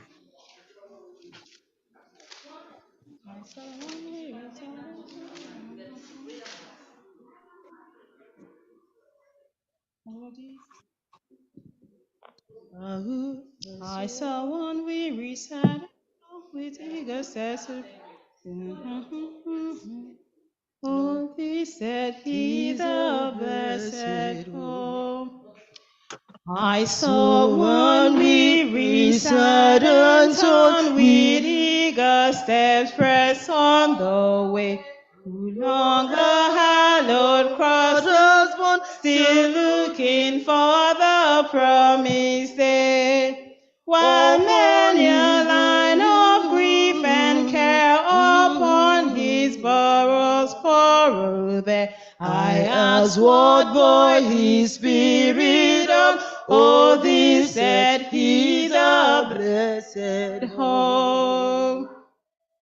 And one I saw with with sword and shield, who boldly braved the war's cold frown, and fought unyielding on the field to win an everlasting crown. The one we taught oppressed by foe, no murmur from his heart arose. I asked what brought his spirit's up. Oh, this said is a blessed hope. Last.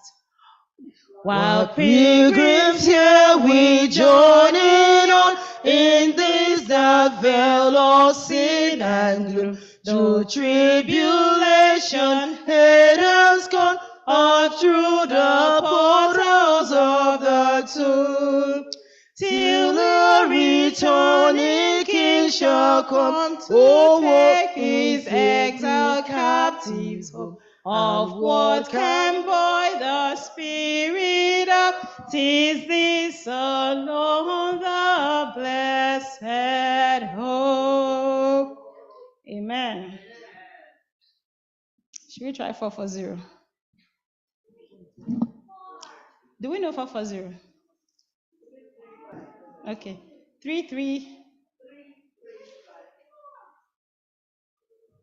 What a wonderful Savior is Jesus, what a wonderful Savior is Jesus, my Lord. Yes? Is that it? Crossing sons, Lord. What a wonderful Savior. We are redeemed, the price is paid. What a wonderful Savior. What a wonderful Savior is Jesus, my Lord. What a wonderful Savior is Jesus, my Lord. I praise him for the cleansing blood. What a wonderful Savior that reconciled my soul to God. What a wonderful Savior. What a wonderful Savior is Jesus, my Jesus. What a wonderful Savior is Jesus, my Lord. Last. He gives overcoming power. What a wonderful Savior, and triumph in each trial. What a wonderful Savior. What a wonderful Savior is Jesus, my Jesus. What a wonderful Savior is Jesus, my Lord. Amen.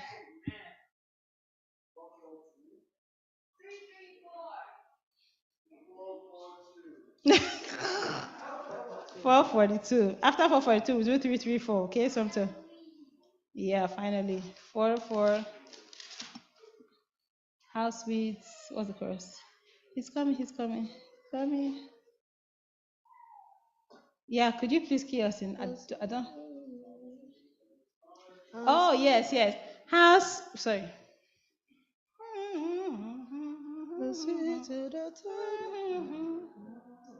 Yeah. How sweet are the tidings that greet the pilgrims here. Da da da da da da da da. How sweet are the tidings that greet the pilgrims here, as he wanders in exile from home. Soon, soon will the Savior in glory appear, and soon will the kingdom come. He's coming, coming, coming soon, I know, coming back to this earth again. And the weary pilgrims will to glory go when the Savior comes to reign. The mercy of grave where the pilgrims live shall be opened as wide as before, and the millions that sleep in the mighty deep shall live on this earth once more. He is coming, coming, coming soon, I know, coming back to this earth again. And the weary pilgrims will to glory go when the Savior comes to reign. There will meet never to part in a happy home, sweet songs of redemption to sing. From the north, from the south, all the joy Ransom shall and the worship our heavenly King. He is coming, coming, coming soon, I know, coming back to this earth again. And the weary pilgrims will to glory go when the Savior comes to reign.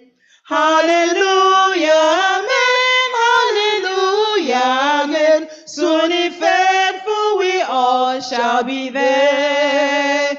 Oh, be watchful, be hopeful, be joyful till then, and a crown of bright glory we'll wear. He's coming, coming, coming soon, I know, coming back to this earth again. And the weary pilgrims will to glory go when the Savior comes to reign. Amen. 3, 3, 4. So me? Okay. Come thou fount of every blessing. Come thou fount of every blessing. Tune my heart to sing thy grace. Streams of mercy never ceasing. Call for songs of lavish praise. Teach me ever to adore thee. May I still thy goodness prove, while the hope of endless glory fills my heart with joy and love. Here I raise my Ebenezer, hither by thy help I've come, and I hope that by good pleasure safely to arrive at home. Jesus sought me while a stranger, wandering from the foes of God. He to rescue me from danger, interpose his precious blood. Oh, to grace how great a debtor daily am constrained to be. Let thy goodness like a fountain bind me closer still to thee. Prone to wander, Lord, I feel it. Prone to leave the God I love. Here's my heart, oh, take and seal it for thy cause above. Amen. So let's wait on the choir.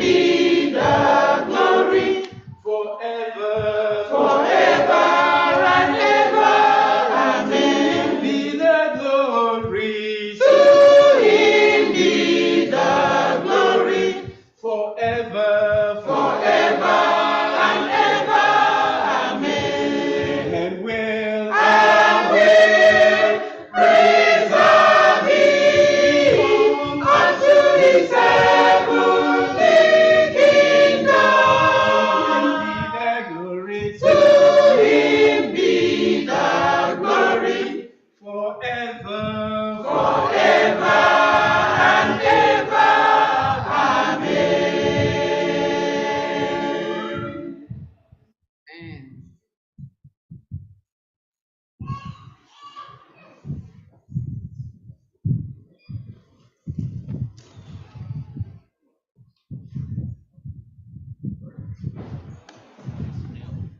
we be seated?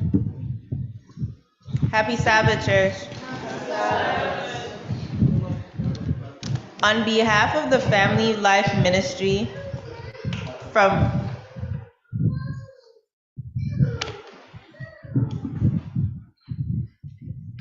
on behalf of the Family Life Ministry, I would like to thank everyone and individual that took part and contributed to the success of the just concluded Family Life Week of Prayer and the event that followed Sabbath evening. It was a success to the glory of God, and it would not have been possible without your participation. I appreciate all of your contribution, and I, on behalf of the Family Life Ministry, would like to say thank you once again and pray that God bless each and every one of you in Jesus' name. This is from Deacon Maxwell O'Hara. The women's ministries have a condolence visit to the Wankola's family at their residence after service today. Next, the welfare fund is it ends May 31st, and the fund is $100. Continuous membership is very important. And if there are any other announcements, the pastor or the first elder will bring it to us. Amen.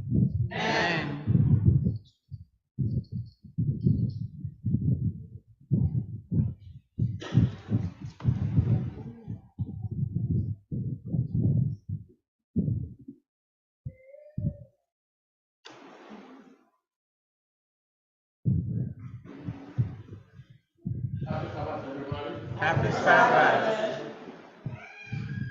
It's a special day.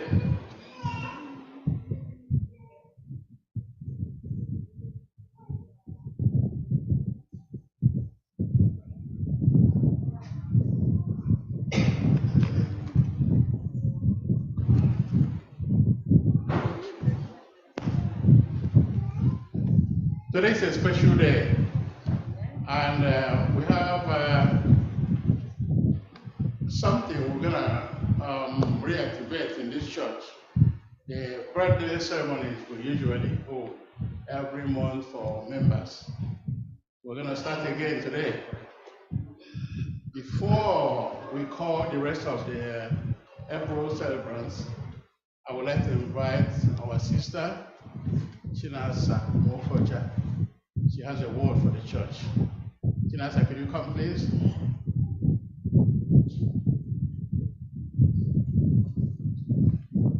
All of you want to stand by her side? Yeah. Thank you.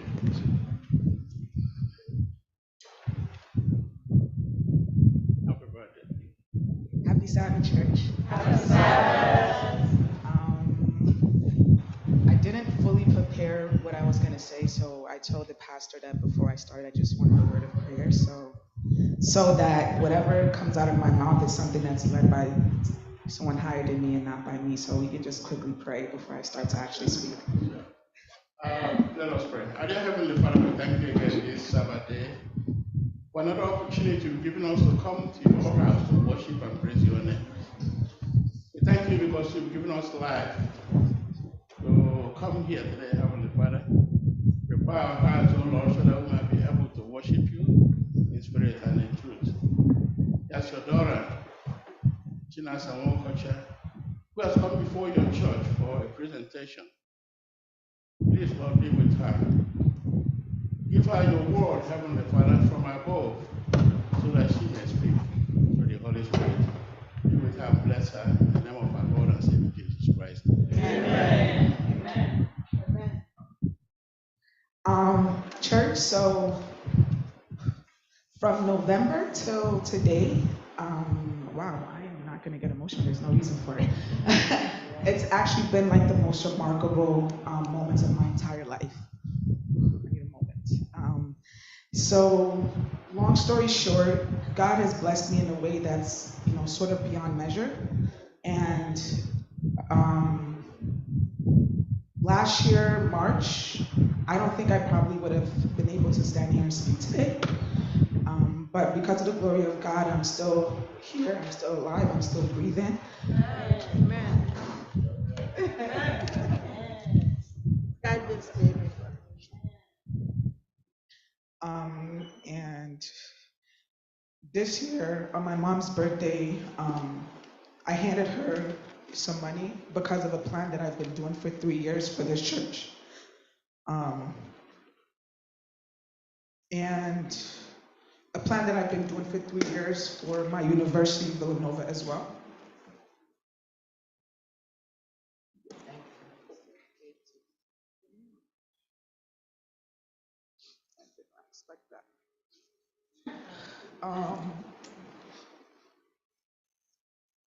I think that when I was getting ready to go off to college from this church, I don't think within me going to the school that I was going to, I don't think that I had the resources in support to carry out what I really wanted to do in my heart for my career.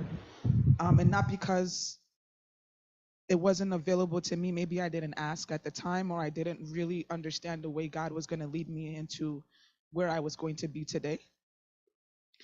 But throughout my life, from that point, I feel like I was always on the call side of a lot of people. You know, a lot of people pouring into me. A lot of people who were next to me, understanding and seeing my focus, understanding and seeing the things that I prioritized, understanding and seeing that in everything that I did in my life, that it wasn't just me, that I was coming from a place that there was a lot more people that I needed to touch beyond myself. And so everywhere I went in my university, I had the proper resources that I needed to get. My dad, he always used to get so mad at me because he always thought I didn't like, I don't know what it was, but he always like, go to school, get a job, do all this stuff. And like, that was always the plan. And I had stayed focused on that because I understood the journey that it took at least my family to get here. I understand the sacrifices that maybe I didn't see that my mother and my father was making for me every step of the way. And I've always been maybe the child in my family who just didn't ask for much because I just felt I had to wait my turn. And so when it was my turn to go to college, I was very confused in how I was going to go about it. I was going to a very expensive school. I was coming from a very expensive school, and I was going to an even more expensive school. And what I thought that, my parents, they can't pay for this, they couldn't pay for this, they couldn't pay for that. I said, no, I'm going to go to college and just figure it out myself. And since that has always been my mindset, every step of the way, God has always sent someone to provide for me. This morning, before coming to the church, I went to drop off, and I don't know how many of you people know that I have a business that I've been running for a very long time, in addition to working, in addition to focusing on school, and also trying to be a support to my family and the people that are around me. But this morning, I went to drop off some clothes at the dry cleaner because I made a decision within myself and within my family that, this year, like there's, I'm thinking about different things like marriage and family, all this stuff. So there's things that I have to kind of leave behind in order to focus on what's in the future for me. And like I said, I went to Gun Hill Road. I dropped off my clothes for my business for them to get dry cleaned for the very last time. And the man who I spoke with, he went to my middle school. He went to my high school. He went to my sister's high school, and he just told me a little bit about his journey. And it just almost seemed like I was looking at someone who's very similar to me. I'm trying to like abbreviate this as much as possible.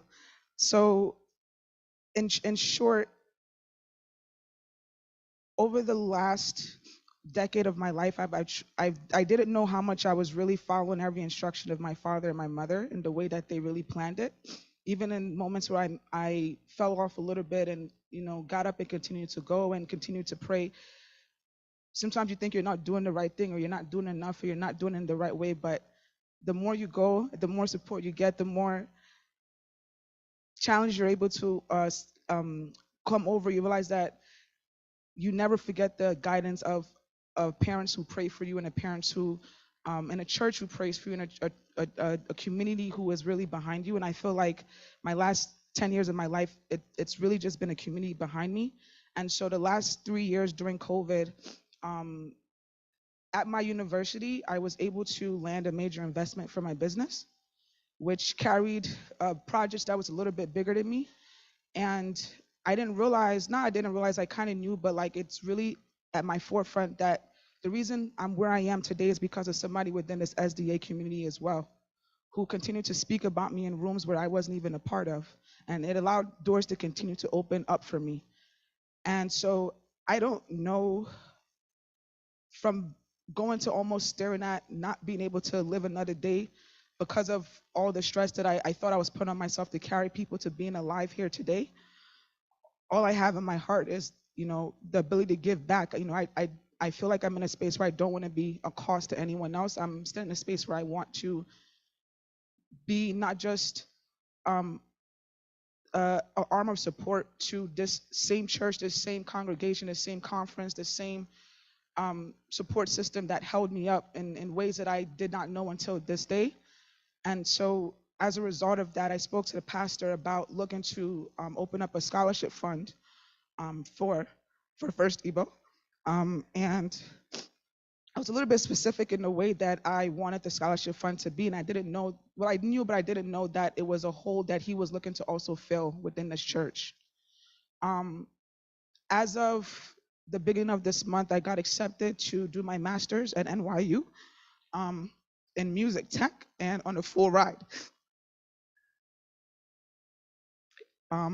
And I've also been given a position where I know where my career is going to be for the rest of my life, or at least in a way that I would be happy and be able to serve God through my career, through my ministry, and in any way that I, shape or form that I want for myself.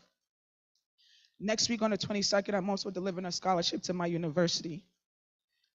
And the reason why I'm doing it in that way is because I want to create a 360 pipeline for this church. We have nurses here, we have lawyers, we have accountants, we have people in different ways. I feel like I went to a very expensive school, and when I was in that school, the school was named as the #1 business school in the country. And I know that I stand as a staple for that year and those situations, and I have access to certain things, and I've been kind of sitting back on providing those accesses just out of fear and out of, whatever shape and form. But I'm in a space now where I'm able to do that. And I know that Pastor has been telling me that, we're live now. There's a lot of things that we're doing for this church. I know that my father had a large hand in providing this church for this congregation, and so many people in this church as well. And I'm looking at the instruments and everything that we do have. I'm looking at the youth. I'm talking to the youth. I'm trying to I'm understanding like some of like their concerns in terms of like how they want to participate more in this church individually. And Pastor's goal of bringing more youth intake into this church. But I told Pastor, in order to get more youth to lead, we have to have less, upper management. You have to kind of empower our youth to lead in a way. And so the only way that I knew how to be empowered is by giving, so that people can figure it out themselves. Literally putting people in that space and giving them the resources to empower themselves. And so with this scholarship, I told him that it's going to be for fall 2023 or winter 2023. I don't know in the way that we're going to go about it, but I do want to create a board around this church who does support the bridge between studying and educational excellence, and also music progression with through ministry, if that makes sense. I don't know if I'm vocally communicating the right way possible. And so I want this scholarship to kind of go to someone who is taking initiative to guide, not just like, I see the youth in the choir now, that's making me happy, but more of that, bringing youth intake, more youth people saying, I want to preach this Sabbath, I want to do things this way. Maybe we'll have more days where, okay, we're already doing all those things, but I just want to just provide funding that's going to specifically tailor to and continue the ministry within music and music tech and anything that continues to bring life into this church, and make sure that we continue to move forward in that in a positive way as much as possible. I haven't disclosed the amount because I'm trying to gather it to be amount that does make sense for this church and can cover whatever we need fully. I gave my mom just $1,000 to just give as a birthday blessing today to start it off, and hopefully by the time we get to fall, we can have bigger conversations for this church in a way that we go about how we do our ministry through music. Thank you.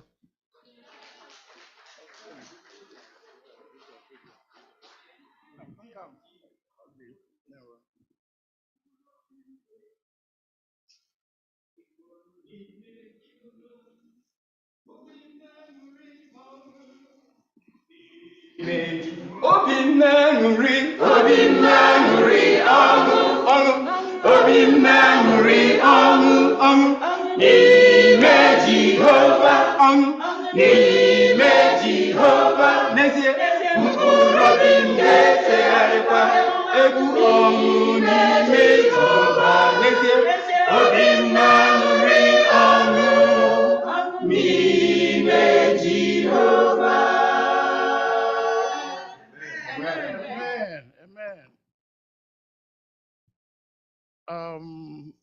Chichi, we thank you very much. That was a very nicely thought plan for the church. Thank you very much. And in a nutshell, what she's telling us that she is establishing a foundation for the church, right? Yes, that will be annual for the next 15 years. Annually for the next 15 years, for people who are willing to study music. We need people who can play pianos, organs, and instruments for this church. So she has saved us a lot of headache. I remember there was a time we were trying to do that. It didn't work out very well. That was before COVID. And COVID set in and it died with COVID. Now she has revived it. See, God works in miraculous ways. We thank you, Chichi, and we thank God. Ask him to continue to bless you, bless your career, bless your education, and grant your heart desires. That's our prayer for you. Now, thank you very much. This is her birthday. April is her birthday. Yesterday, as a matter of fact, yesterday, right? Yesterday was her birthday. So we want to use this opportunity to invite every April birthday celebrant to come out. The elders, please come out. No, it's not a prayer. So all the elders, please come out. We will pray for April celebrants. Bring your checks as you come along.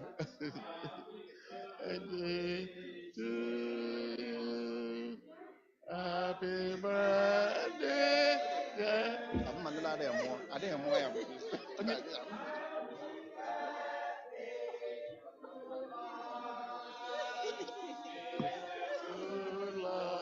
Bless you.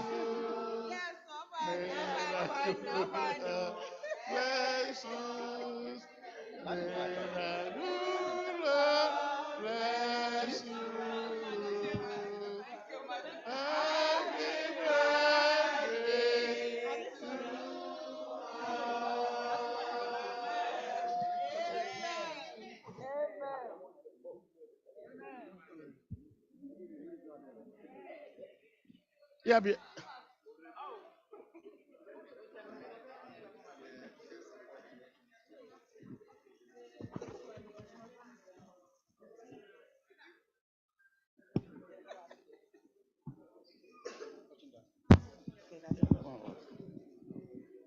Yeah, before we pray, I would like also on behalf of the church to thank and congratulate Sister Olebere Nwokocha for all she's been doing, especially in raising up this case.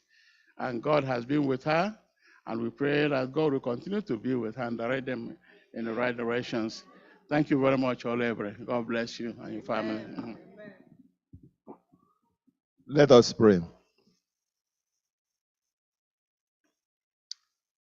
Our Father and our God, we thank you for such a time like this, when we can come back to you and say, to you be all honor and glory in Jesus' name. Amen.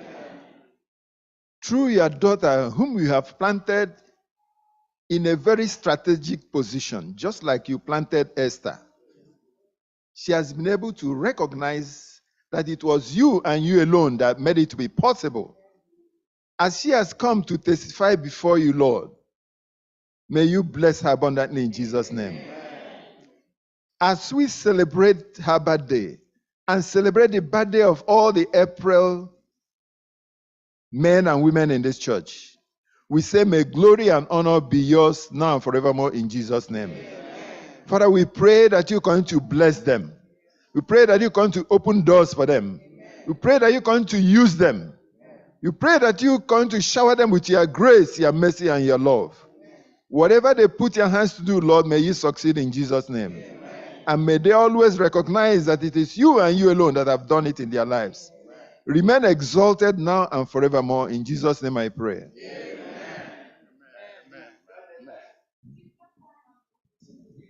Thank you, birthday presents. We have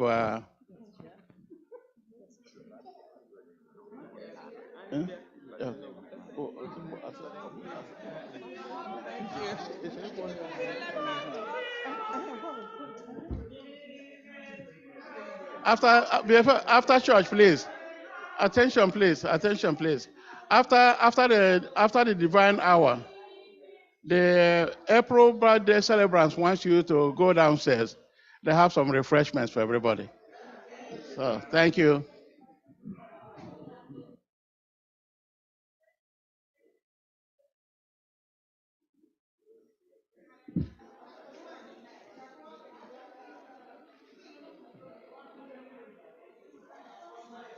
Sabbath, church. Good morning, church. Happy Sabbath. Do we have visitors in our midst today? Could you please stand?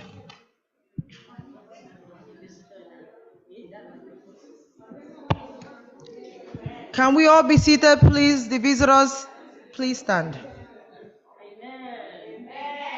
My sister, what's your name, please? Norma. Okay. Can someone give the microphone, please?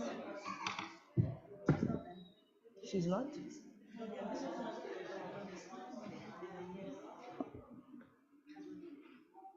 What's your name, please? Norma Wongwe. And where are you visiting from? Dallas. Dallas. My brother, your name, please? Thank you.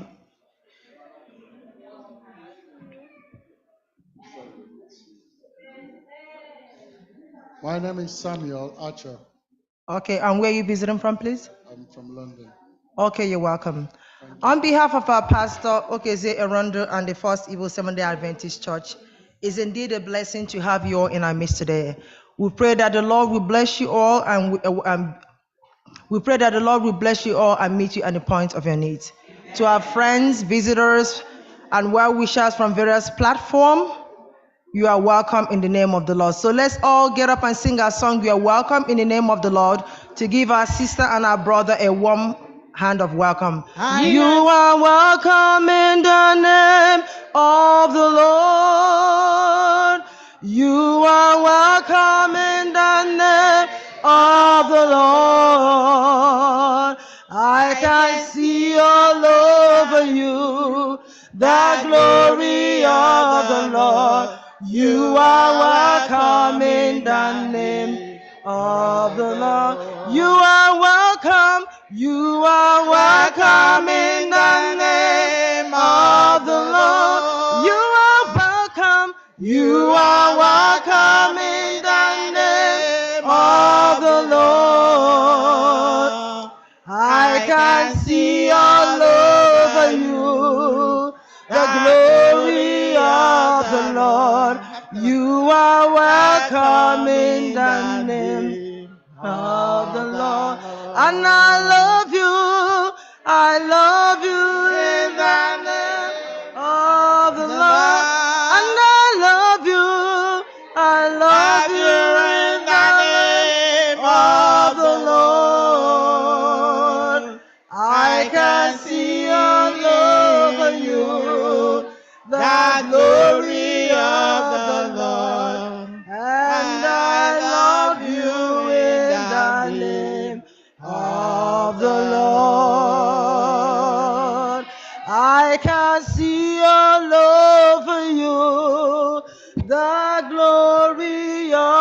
of the Lord, and I love you in the name of the Lord. Amen. Affirmation of faith will be taken from Revelation 14, verse 6 to 7. May we all be standing. Revelation 14, 6 to 7. And I'll read to your hearing.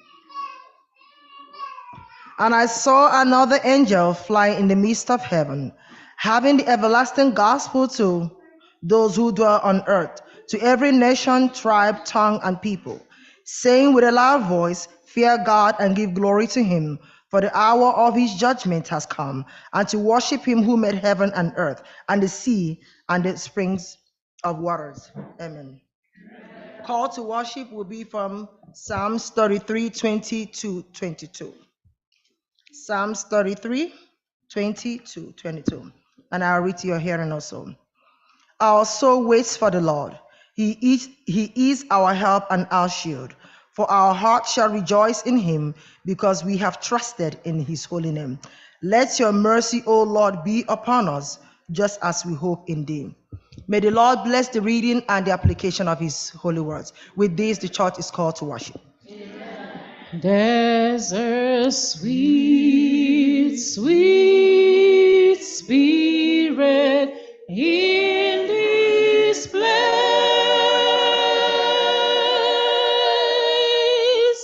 and I know that it's the spirit of the Lord.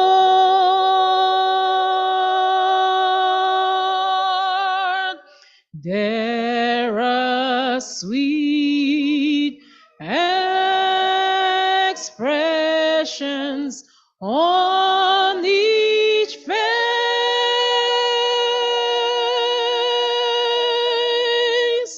and I know they feel the presence of the Lord.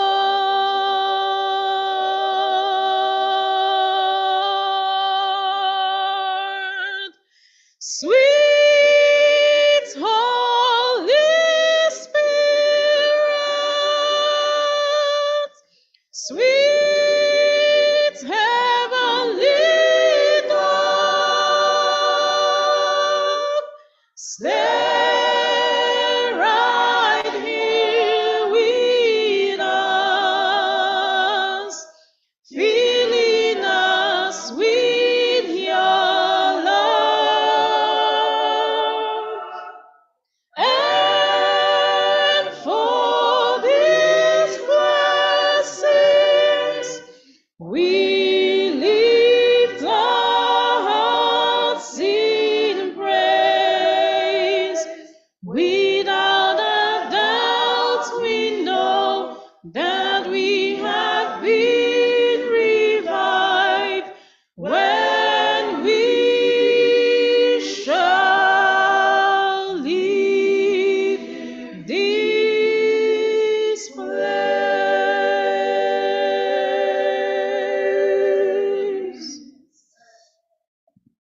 O God of all the creation, your children have gathered this morning before you. We want to thank you for the opportunity to be in your presence this morning, Lord. We want to thank you for the privilege of worship. We come, Holy Father, to worship you. We come to adore you. We come to praise your name, Holy Father. Therefore, now, Lord, we pray that you come down now and be with your people. Come, Holy Father, and bless your children. Come, Holy Father, and accept our worship. Come, Holy Father, and forgive our sins. Come, Holy Father, and give us your Sabbath blessing. For we have prayed in Jesus' name. Amen.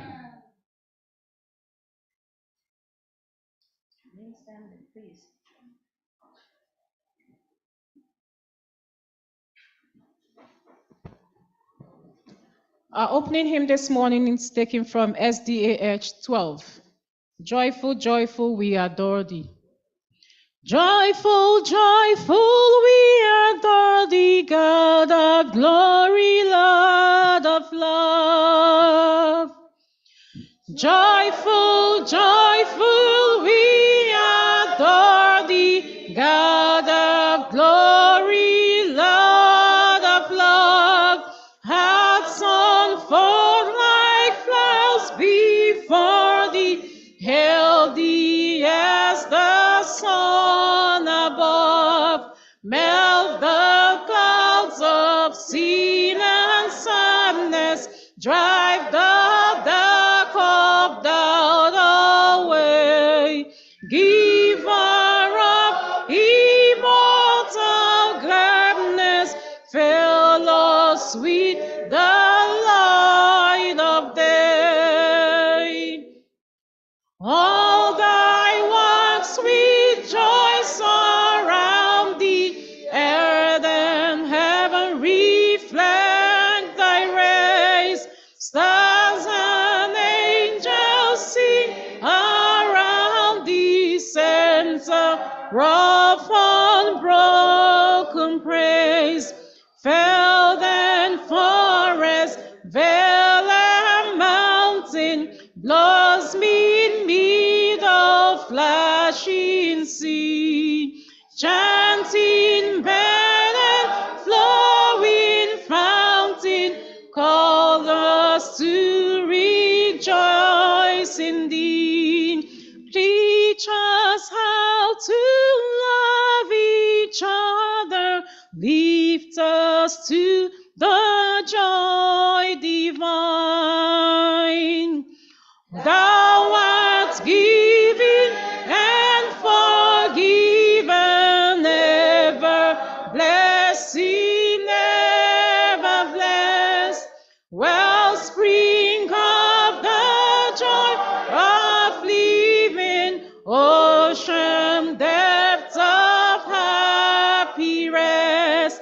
Thou the Father, Christ our brother, all who live in love are thine.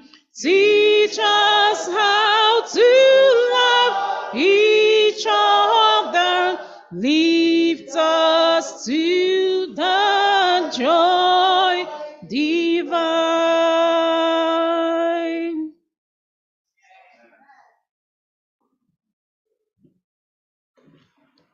Happy Sabbath, church. Our Bible reading will be taken from Philippians chapter 4, verse 4 to 7, and it reads, Rejoice in the Lord always. Again, I will say rejoice. Let your gentleness be known to all men. The Lord is at hand. Be anxious for nothing, but in everything by prayer and supplication, with thanksgiving, let your requests be made known to God. And the peace of God, which surpasses all understanding, will guard your hearts and minds through Christ Jesus. May the Lord bless this reading in Jesus' name. Amen. Come ye disconsolate, where ye languish, come to the mercy seat, fervently kneel. He bring your wounded heart, He tell your anguish, and cause no sorrow that heaven cannot heal. And cause no sorrow that heaven cannot heal. This is the most solemn time in our worship today. We've come through Sabbath school. We are now in the divine service. And intercessory prayer is a time for us to really surrender everything. This is a time for us to leave all our burdens because we are taking them up to Him. So I want to invite you now to surrender everything and let's be focused as we seek the Lord in prayer. Our most loving Father in heaven, we want to thank you. We praise your holy name because you are a God that leads. You are a God that salvation belongs to. We thank you for deliverance. We thank you for life. We thank you for life's amenities. We thank you for leading us through the week, and you have brought us again back to your holy day of worship. Thank you for the lives that are gathered here today, not just presently, but also online, those that are logging in from wherever they are. So we want to present everybody before you this morning, asking you, Lord, to come and answer our prayers. We can't thank you enough for everything because you have been leading us each step of the way. And our life counts because you have made it to be worthy of what you've given us. So we thank you, mighty Jehovah. May honor and glory continue to be to your gracious name. We want to ask for the forgiveness of our sins. Have we erred in any way? I know we have, but we want to pour out and ask you for forgiveness of our sins. Because you said if we ask for forgiveness of our sins, that you are worthy to forgiving them. And that's why I have come with my brothers and sisters. In any way that we have erred, we want to present them before you now. Oh Lord, please come and forgive our sins. Is it mine that is actually carrying the burden of the whole church? I'm asking for cleansing. May I be cleansed before you this morning and at this moment as we call upon your holy name. Where would I start? I want to present the sick in this church with particular emphasis on Elder Chika Nwogugu. Asking you, mighty Jehovah, because you have answered our prayers in the past, and because you have done it in times past, when saints gather and call upon your holy name, especially in your holy temple, you said, if we humble ourselves and call upon your holy name, that you will answer our prayers. And that's what we have done now. Is our humility not enough? Please make it up, Lord. Make us humble as we call upon you at this time, presenting this elder before you, not just him, the whole family, as they go through what they are going through. I am asking on behalf of him and those that are also sick here, those that are sick and don't even know it. Mighty Lord, all these people we have brought before you, asking you, since you are the greatest physician, and you can heal any malady, you can heal any ailment, there is nothing that is bigger than you. So we're asking, humbly asking, that you come and heal Elder Chika today. Amen. If it's your will, mighty Jehovah, make him strong again. Amen. I thank you because today we will remember, and we will also remember to thank you because of what you have done on his behalf. Thank you because you have done it. We want to present our young ones. What a joy we also have today, praying on behalf of China Samukocha. So all hopes are not lost, because we've always thought we've lost them. But you say, train up a child in the way that he or she will go. And when she grows up, that she will trace back those steps and follow them. That's what we are saying today. Your word never lies. Your word is true and amen. Almighty Jehovah using her as a point of contact for every young child that was dedicated in this building. If not in this building as certain, if not in that building as Shiflin, wherever we may have been and dedicated all these children, Mighty Jehovah, we are asking and praying today that they trace back their footsteps to this house. Our hopes are not lost because you are a God and your word is true and amen at all times. We are hopeful, Lord Jesus. Thank you for the joy that you have made full in our hearts today through this young lady. There are many more that you will also use. May I present the elderly ones, those that are already bending and walking with walking sticks. I want you, Lord Jesus, to come and strengthen their bones. The nerves, wherever it aches, mighty Jehovah.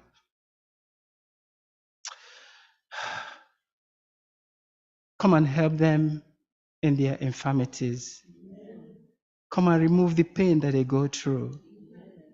Come and remove everything else that they don't even know about. I thank you, mighty Jehovah, because you continue to keep them to the glory of your holy name. May I remember everyone that's gathered here today. Thank you for the opportunity of worshiping you. What a joy to come every week to worship in your house. Thank you for the opportunity. Our visitors, our sister Norma from Dallas, and our brother from UK, I want to ask for your blessings upon them. That when they return, that they will return with the blessings that you've poured out today in here. Take glory, mighty Jehovah, for everything. The speaker of the hour we want to present before you. He does not know what to say, but all knowledge belongs to you. So we're asking you to come and impact him today with knowledge.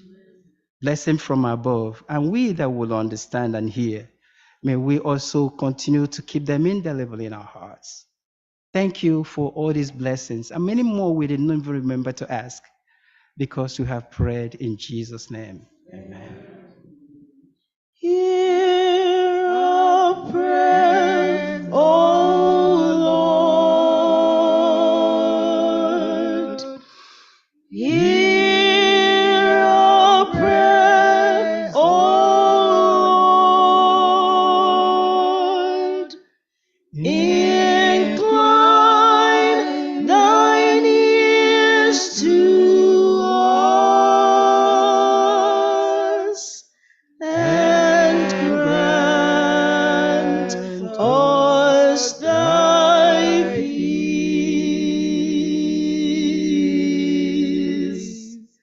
Amen.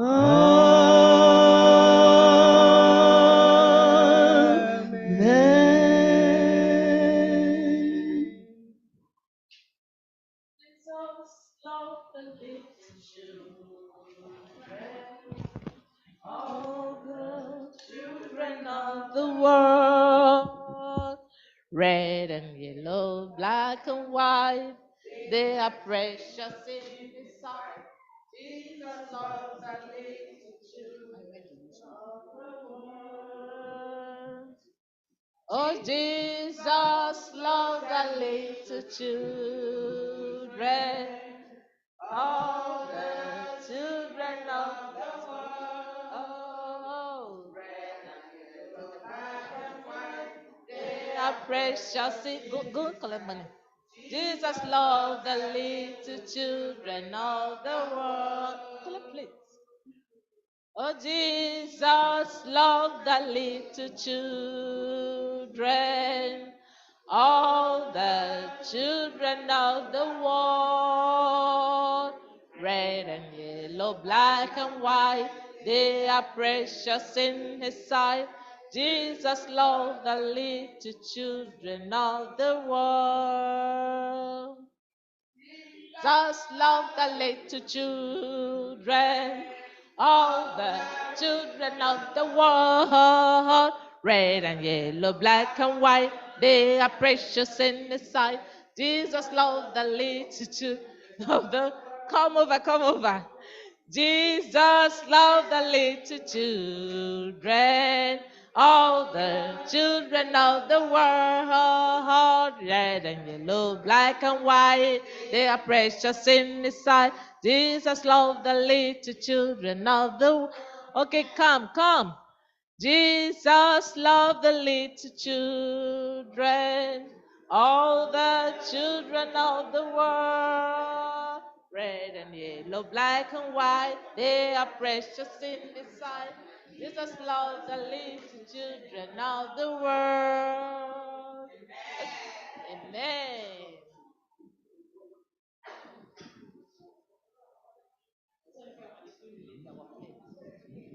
Happy Sabbath, children. Happy Sabbath, mommies and daddies. Happy Sabbath, our online friends. Okay, Adoma, please bring Happy up. Sabbath. All right. Something. Somi, come join them here. So, hello. Oh, hello, Oma. So the title of my story, Adoma, please stop distracting us. The title of my story is God created you and you are amazing. Do you know God created you? Do you know you're amazing? Do you know the Bible says it? Okay, so I want us to project Psalm 139, verse 14 to 16. One of you read it for us, because I'm sure you don't have your Bibles here. Psalm 139, verse 14 to 16.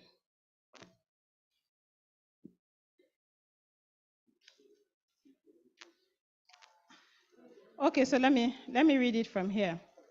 It says, I will praise thee, for I am fearfully and wonderfully made. Marvelous are thy works, and that my soul knoweth right well. My substance was not hid from thee when I was made in secret and curiously wrought in the lowest part of the earth.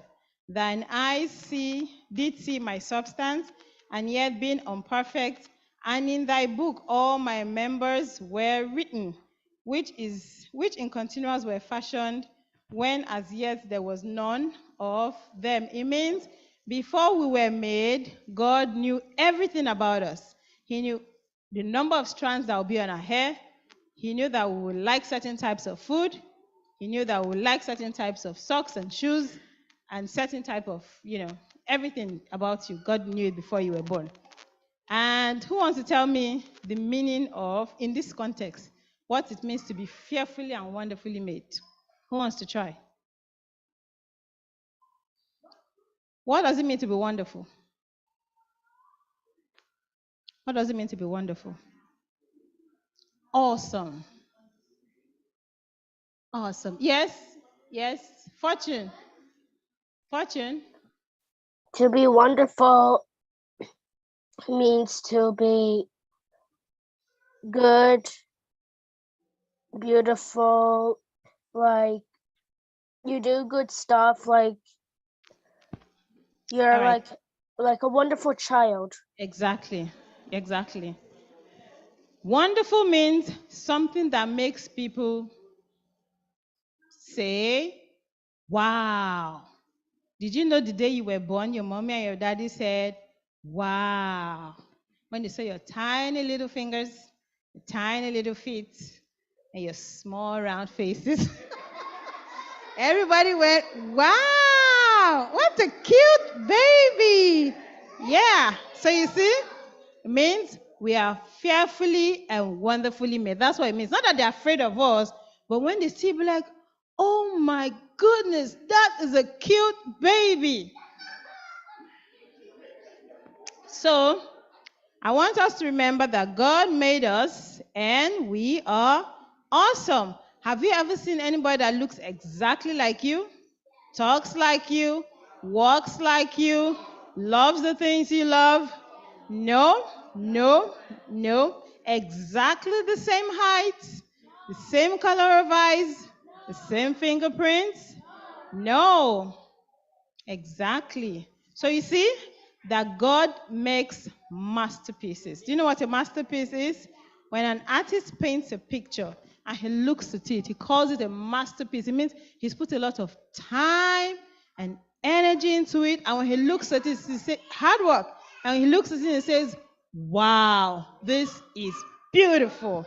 That's exactly what God created when he created all of us, including we adults, to just that, made some life choices that made us look differently. But God made all of us, and no matter how we look, we are what? Awesome. And unique, exactly, unique. So what am I trying to tell you here?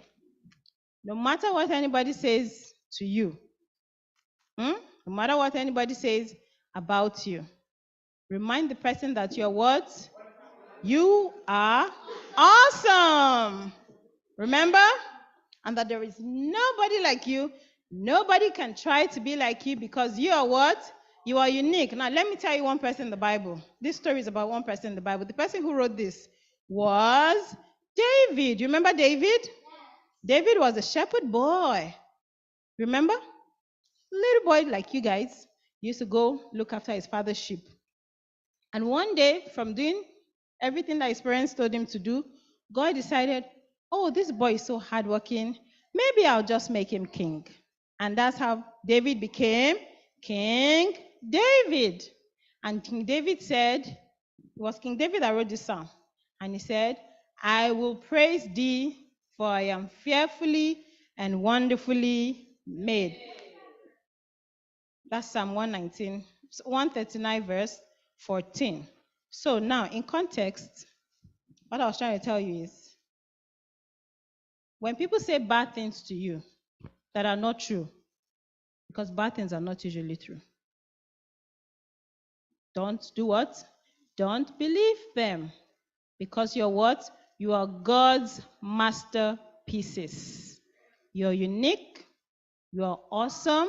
You're good. You're beautiful. You're unique. And everybody said, wow, when you were born. And so don't let anybody stop you from being what? Wow. So I want you to be good boys, good girls. Like I said, God makes masterpieces. And if you see yourself as masterpieces, what do? You be good boys and good girls so that everywhere you go, guess what you are doing? You are showing yourself up. Look at me. I am God's beautiful masterpiece. Amen. Amen. So he's going to pray for us.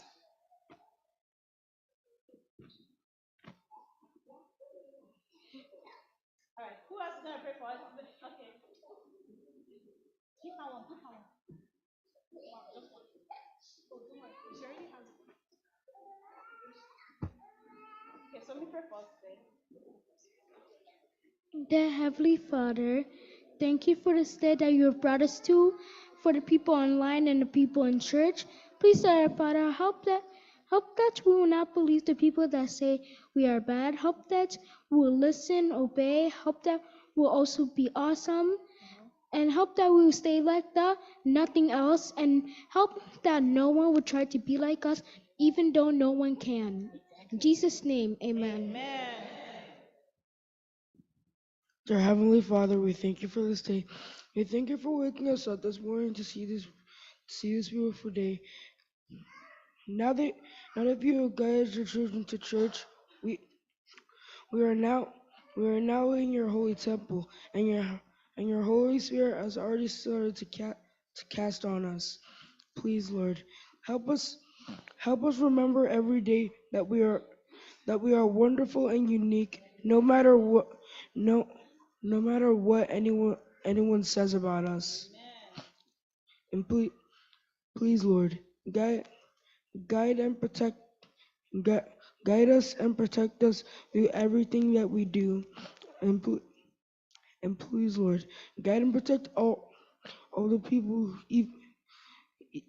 Guide the people, even though they don't worship your holy name, Lord. Please, still guide and protect them, for you forgive their sins in Jesus' name. Amen. I am wonderfully made. I am fearfully made. I belong to God. I resemble him. That's why the devil tremble whenever he see me singing. I'm God's own, the apple of his eye.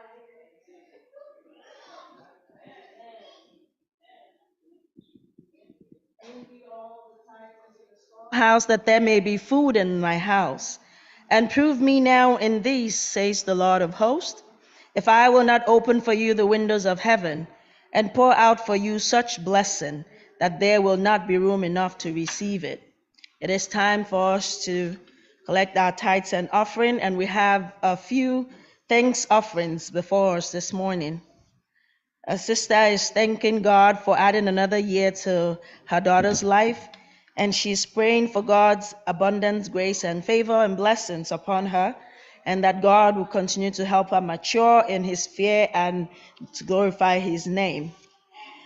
Mama Ebere is thanking God for Johnny mercies, and she's also praying that the Lord will please grant her healing mercies, that the Lord will touch her and heal her and make and perfect his healing upon her in Jesus' name. Sister Nina Ohienya is thanking the Lord for blessing her and adding another year to her life. She's also thanking God for granting Mama Johnny mercies, and she says that may the Lord continue to be with her and bless her immensely in Jesus' name. All these three people are thanking God with a sum of $220, and we pray that the Lord will accept all our thanks in Jesus' name. For those of you online, we have our various different platforms for giving.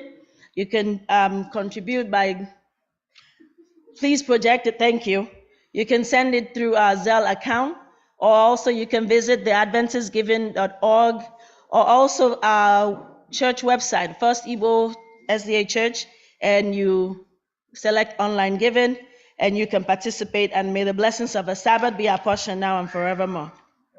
Webata n'otuzo n'usiri n'ime ụlọ akụ Kenna Jehova siri, biko nwanụ m na nka ma m ga-emereru n'windo ka igwe wụsa ngọzi. We give thee but thine own, whatever it may be. All that we have is thine alone. Our trust, O Lord, from thee. Our kind and heavenly Father, we have come before you today with our thanks and our offerings and our tithes. Father, we have given as human, and we ask that is there any way that we have given amiss, that you would have mercy and forgive us. Lord, we claim the blessings that you promised us in Malachi, that if we bring in our tithes and our offering, that we should prove you, that there will be meat in our storehouse forever. And you also promised that you will rebuke the devourer for our sake. Father, may your blessings be our portion today, now, and forevermore. In Jesus' name, amen.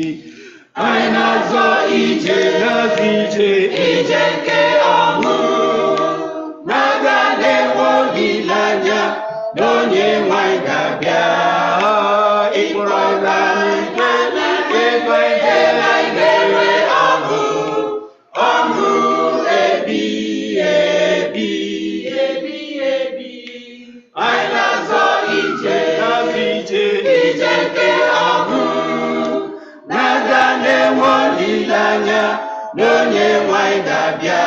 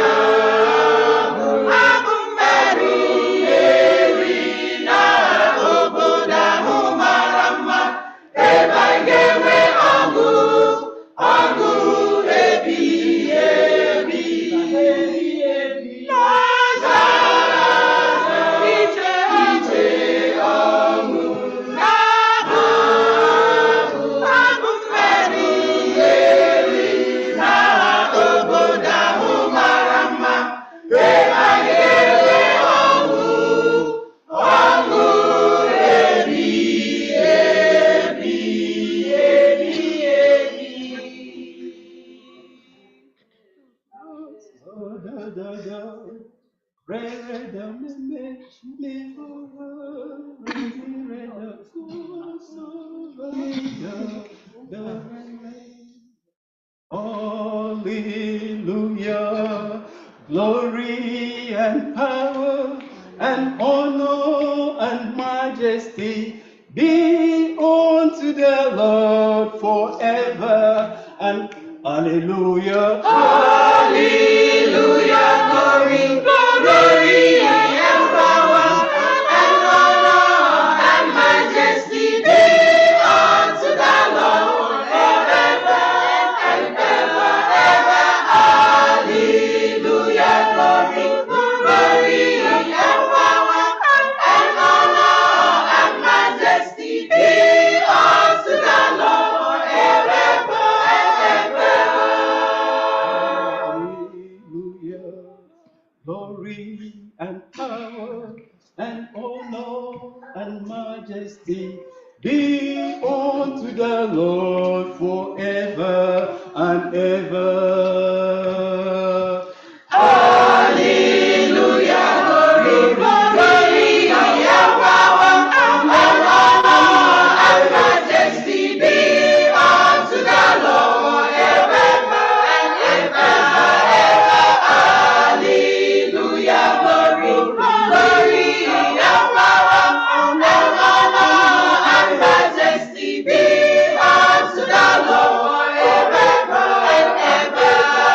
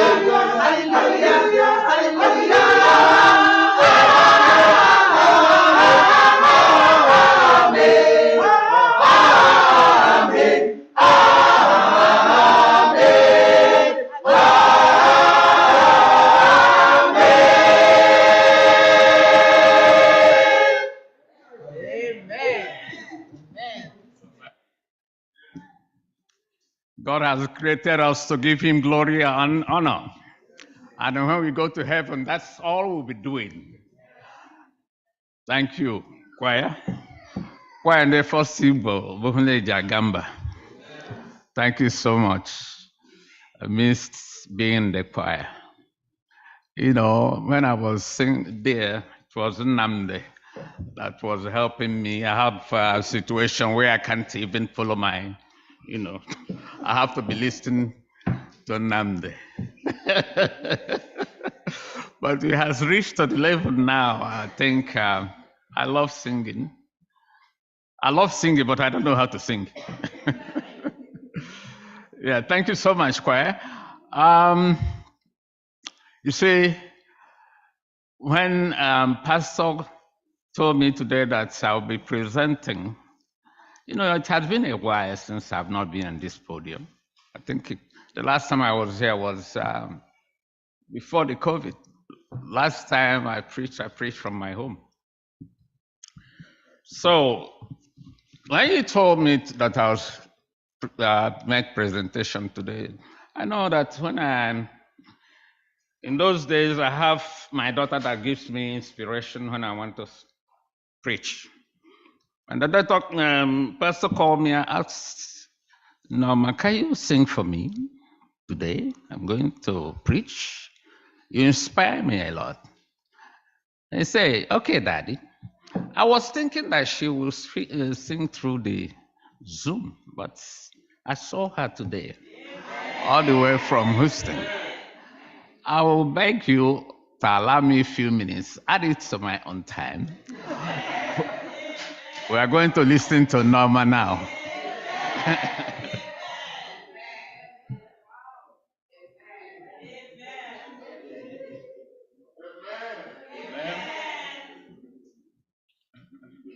Happy Sabbath, everyone. Well, it's been a long time, too, since I sang behind a podium for FirstIgbo. I think the last time I sang was when we were still at Seton Hall. Seton Avenue? In Seton? Okay. Ooh, it's been a long time. But I wanted to give this opportunity to also say happy birthday to my mom, Mrs. Nenaya Nonyanam Ohenya. Woman of valor, your value is far beyond rubies, Mommy. And I love you so much.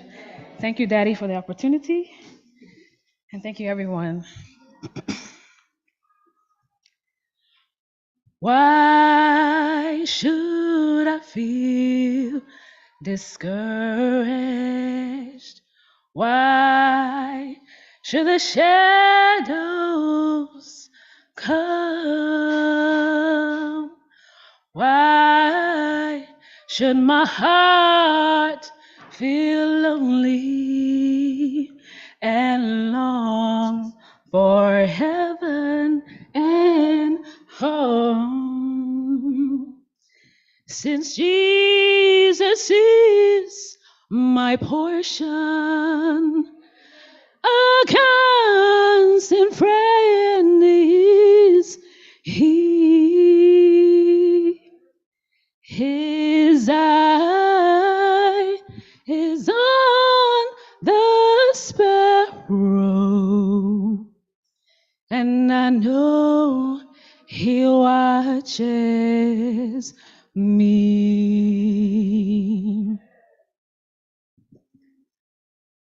So I sing because I'm happy. I sing because I'm free.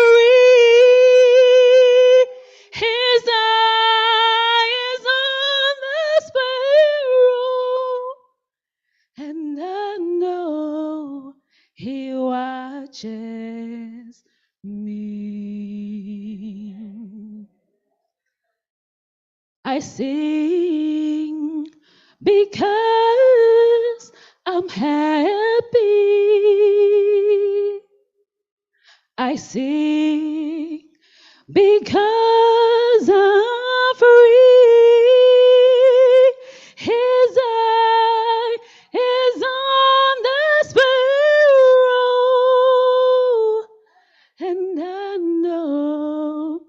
He watches me.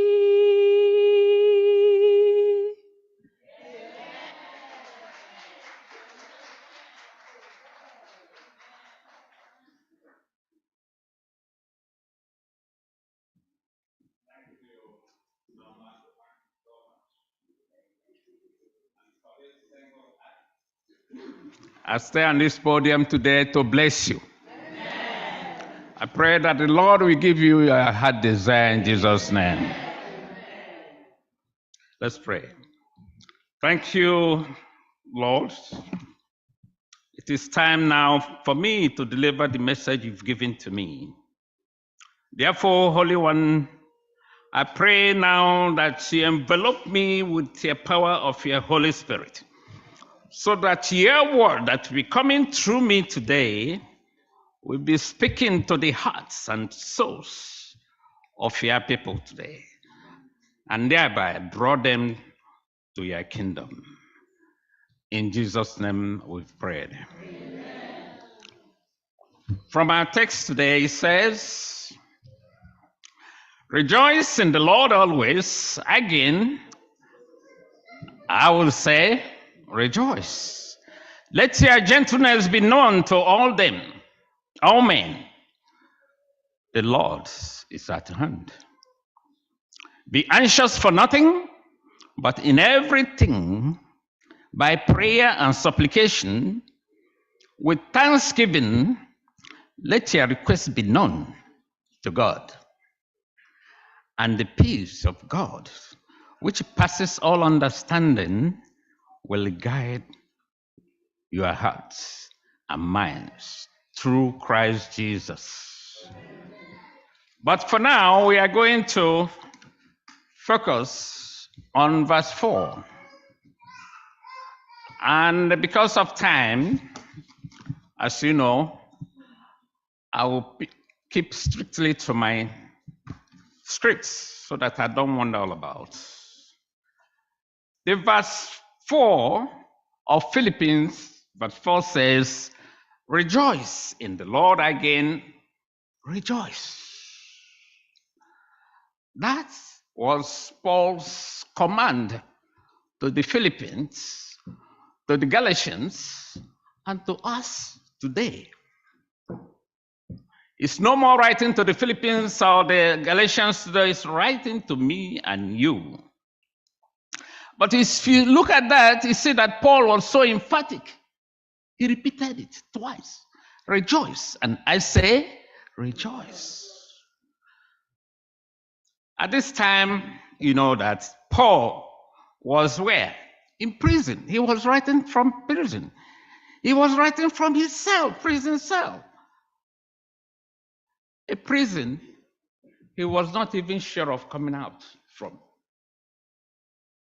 And yet, 14 times, he advised his listeners to rejoice always. I pondered on this command severally and asked myself, is there anything to be joyful about in this pain-stricken world?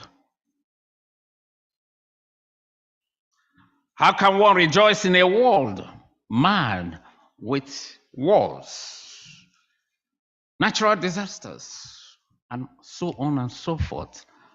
And sometime in Mississippi, see what happened there. Sometime Turkey and that's Syria, the earthquakes over there, zapped off everything people have earned. And there was a man whose all the relations perished in that earthquake. I asked myself again, what is in this world? How is it that I will rejoice? How is it that I will always rejoice when all my body parts I can't use them again? How is it? How is it my eyes, my legs, I cannot use them again. They cannot function. How is it? How is it? Can I rejoice? How can one rejoice when doctor has just handed me a heartbreaking diagnosis? How is it, I asked? How is it? How can I be joyful when children raised in Christian home are so rebellious with heartbreaking behaviors to the parents? How is it? I asked.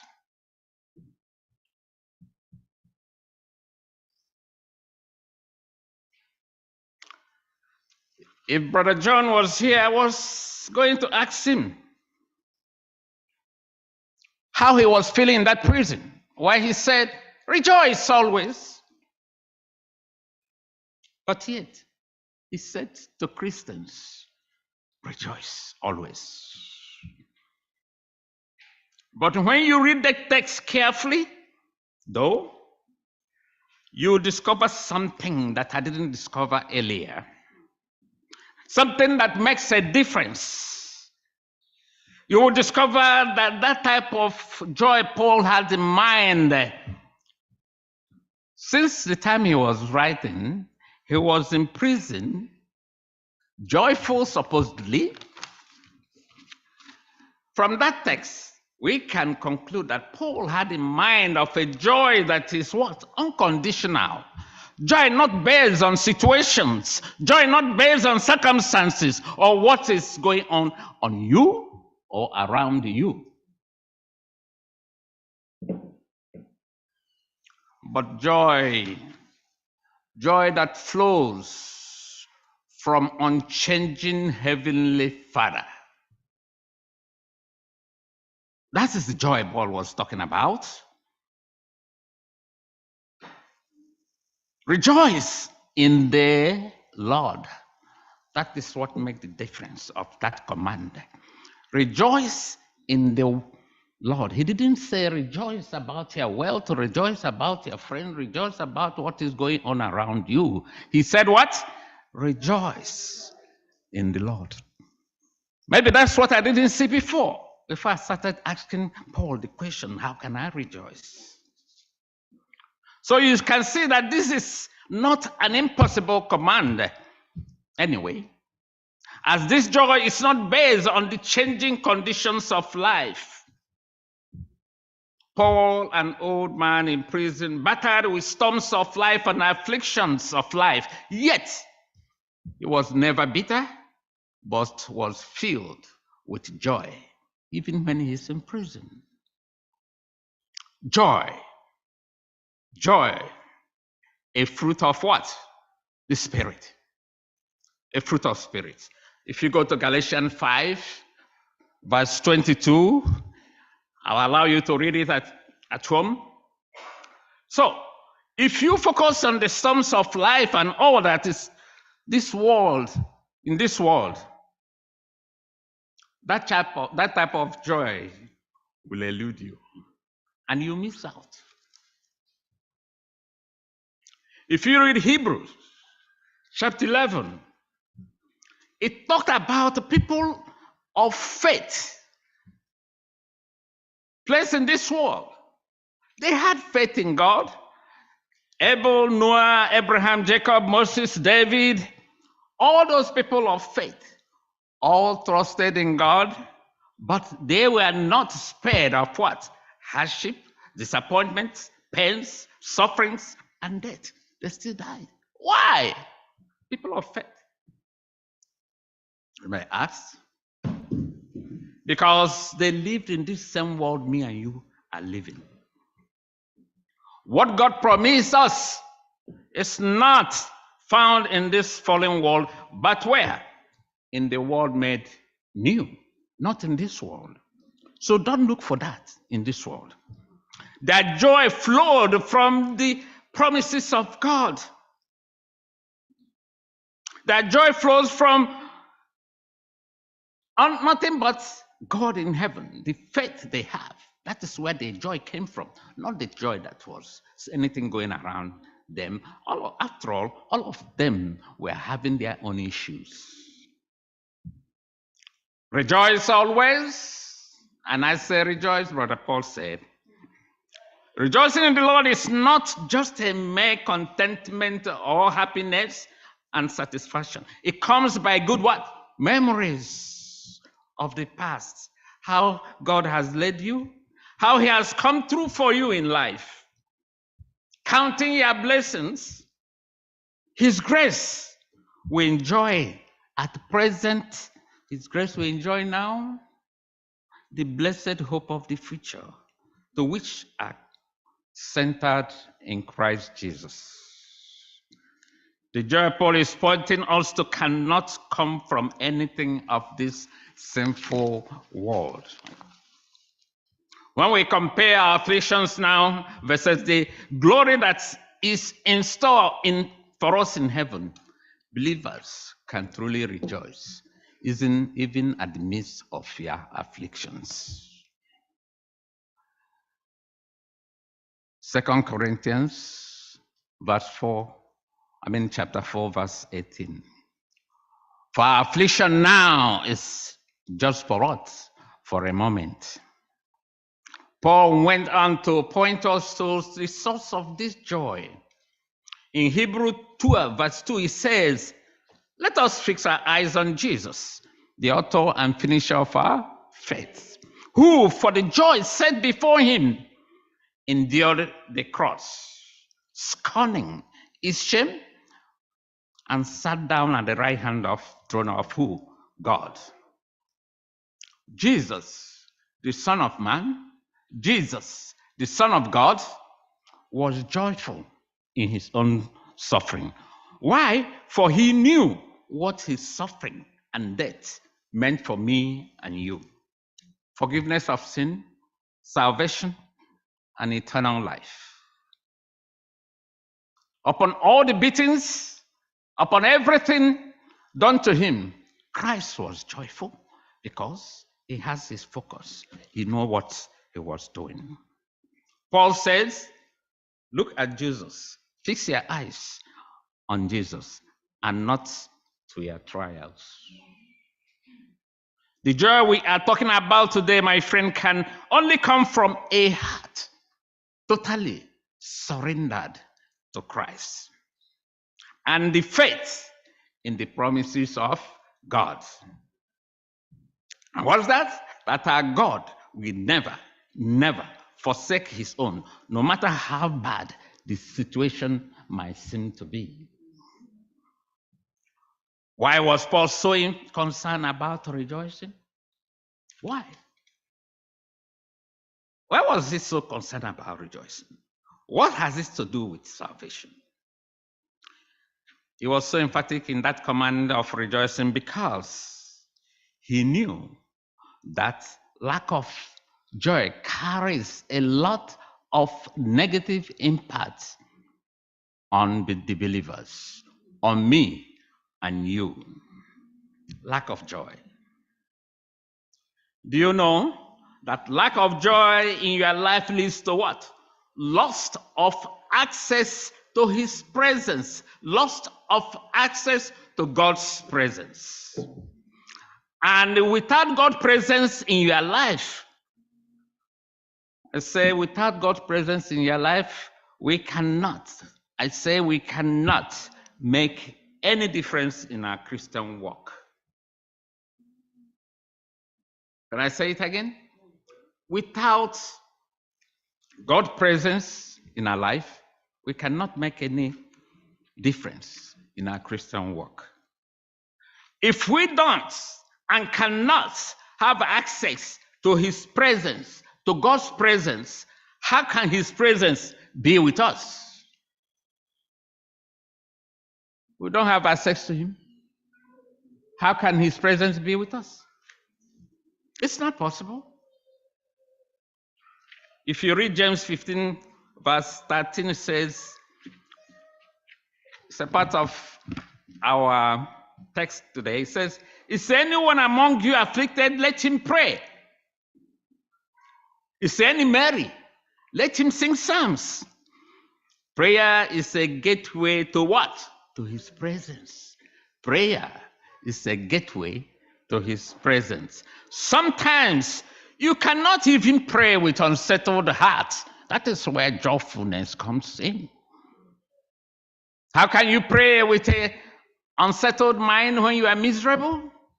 It's not possible, my friends. God accepts the praises of his people. But how can you sing praises to God when you are joyless and miserable? How can you sing praises to him? Unless when the kind lady may they go read to it. Abules. You are not singing to God when you are not happy. When you are merry-hearted, happy, and joyful, it all erupts into praises, praises, and praises. Praises, singing, praises. What does it do? It attracts God's presence. And God's presence equal to what? Supernatural and unquestionable breakthrough in your life. That's why Paul is insisted we have to be joyful, because our joy will burst into what? Singing, praises. Then when you're singing praises, God, you are inviting God to yourself.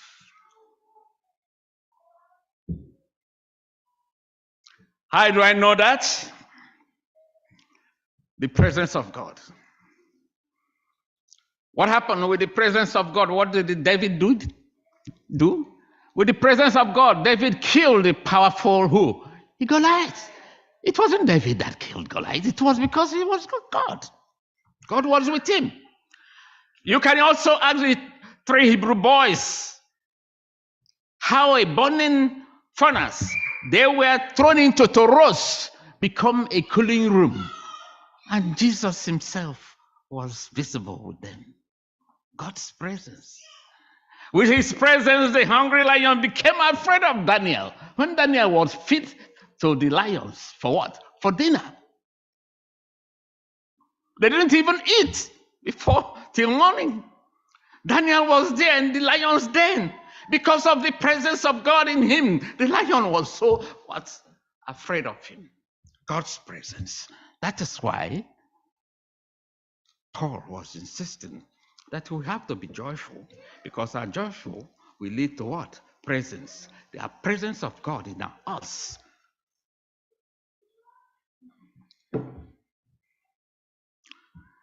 With his presence, my friends, the Red Sea split into 2 and allowed passage for the Israelites when they were marching from Egypt to the promised Canaan. In fact, in Psalm 114, verse 1 to 8, David painted a very good picture of what happened that day at the Red Sea. I would like to read it. This is the time we will read. Psalm 114, verse 1 to 8. Can somebody read that for me, please?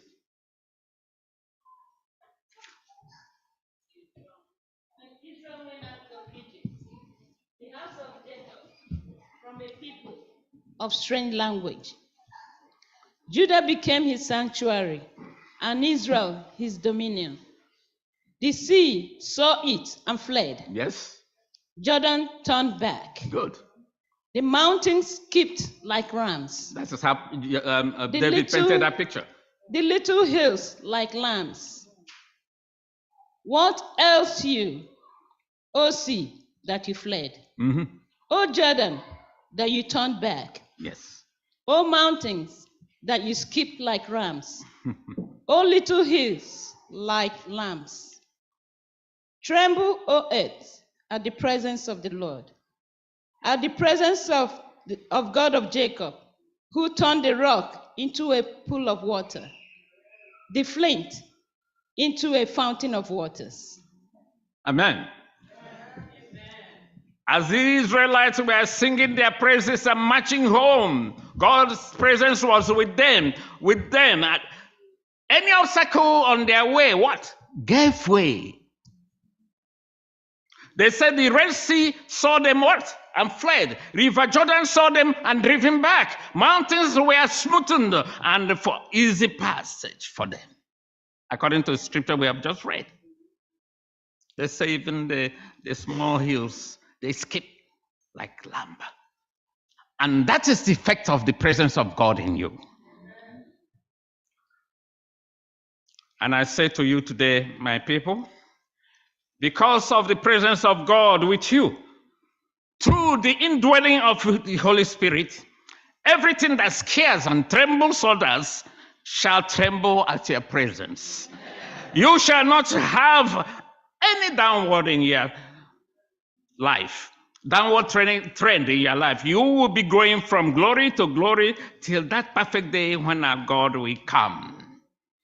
Even your enemies, if any, when they see you, they will tremble before you. Why should we rejoice? Rejoice because your name has been written where? In heaven. Read Luke 10, verse 1 to 2. When the apostles went out to witness, the demons, evil spirits submitted to them. They came back to Jesus rejoicing. What did Jesus tell them? Jesus' response to them was not to rejoice because the demons submitted to them, but to rejoice because their name has been written in heaven. We have good reasons to rejoice in the Lord always. And do not allow the enemy to use all these tactics, storms of life, to steal your joy. Our joy and our hope in Christ should not be allowed to be stolen by who? The enemy. Because those are the tactics, so that he will draw you back, so that the presence of God will not be following you. That is Satan doing that. That is why Paul went further to advise in Philippians 4, 5 to 7 of our text today. He said, when sin overwhelms you, you are fearful and anxious, go to God, present your case to him, for that is what he promised us. That is what David did. When sin overtook him, he becomes so joyless. He cried out in Psalm 51, verse 1 and 12, with a loud voice, have mercy on me, O God, according to your unfailing love. In verse 12, he said, please, please restore me the joy of what? Salvation. David was forgiven. His joy returned. And let me tell you, a joyless life is a horrible thing to experience. When you reach heaven, ask David of his experience. Let us rejoice in the forgiveness of sin God has offered us. In verse 5 of our text, he said, let your gentleness be known to all. If you are joyless and miserable, how can people see the love of God in you? If you are joyless and miserable, how can people see the love of God in you? When the joy and peace of God is visible in your life, life challenges and trials will no longer define you.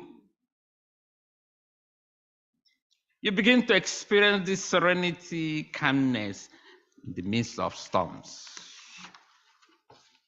And for that, with the calmness, serenity coming from God, no one will look at you and say, what is wrong with you today? Nobody will say, what is going on today in your life? Because your walk will no longer be what? Wrong. Your look, your mood will no longer be wrong.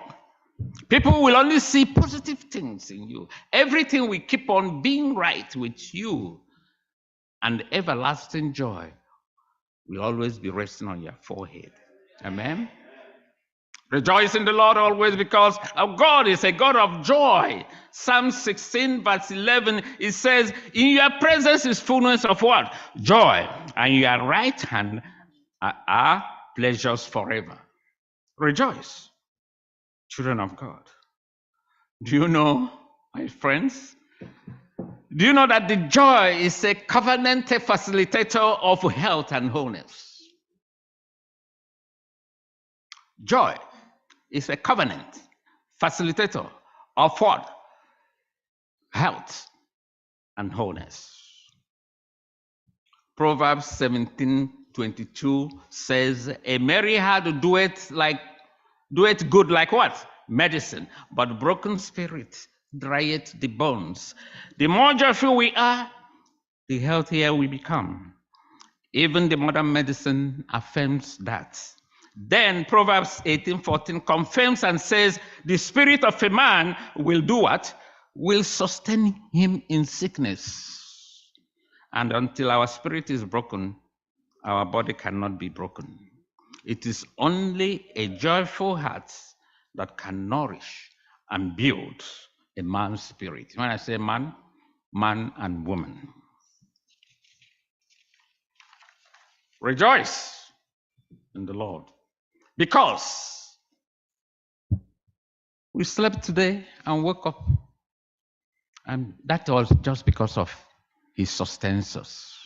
Rejoice, because 1,000 has fallen by a right side and 10 by the left side, and nothing come near you. That is because of what? The presence of God in you. And God is alive. And He's keeping His promises on you. He's awake at all times to keep us what? Safe.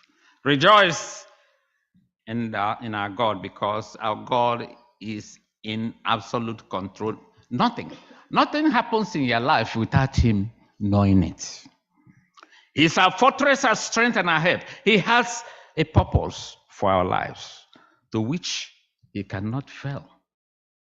Our God cannot fail you. Remember the great things He has done for you and rejoice in Him. Jesus has given us hope of eternal life. He has washed our sins away through what He has done on the cross. Why should we not rejoice? We mentioned in our lesson today about the work of Christ, the everlasting gospel. All this is for you, and we have a reason to rejoice. He ransomed us with His precious blood. He promised us in James 14:2-3. He says, in my Father's house are many mansions. In verse 3, he said, if I go and prepare a place for you, I will come again and receive you to myself, that wherever I am, you will be. And you know that He will never fail in His promises. So let us rejoice in the fact that eternity will greet us with more than we can ever imagine. Meaning that whatever happens to us in this life, we shall laugh in heaven. What a comforting promise. Let us embrace this joy. Joy rooted in Christ and all that God is for us. His life, His love, His death, His resurrection, and the promise of returning to take us home. Why shouldn't we rejoice? No matter what we are going through in this life, we have hope that everything will end in this world. I pray that you will find reason, my friend, to be joyful always, that you will go home today with multiplied joy, tangible joy, verifiable joy, touchable joy, joy that will never know setbacks, even amidst of your trials and afflictions. And so shall it be in Jesus' name.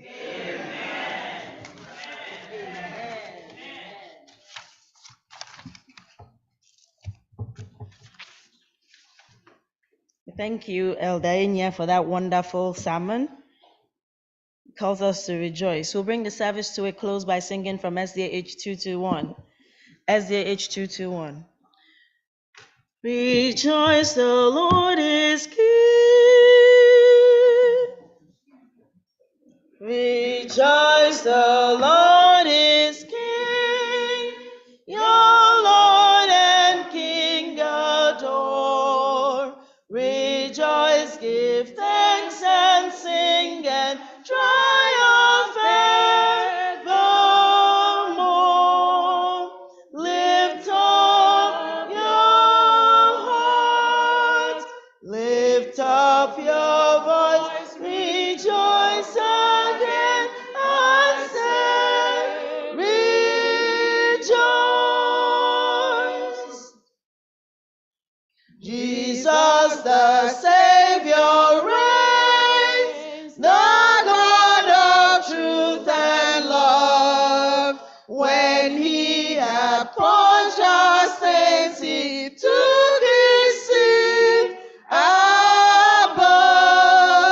Lift up your heart, lift up your heart, rejoice again, I say, rejoice. His kingdom cannot fail, his rules are earth and heaven. The keys of death and grave are to our Jesus given. Lift up your heart, lift up your voice, rejoice again, I say, rejoice. Lift up your heart, lift up your voice and say, rejoice. Rejoice in glorious hope, all other joy shall come, and take his servant up to their eternal home. Lift up your heart, lift up your voice, rejoice again, I say, rejoice.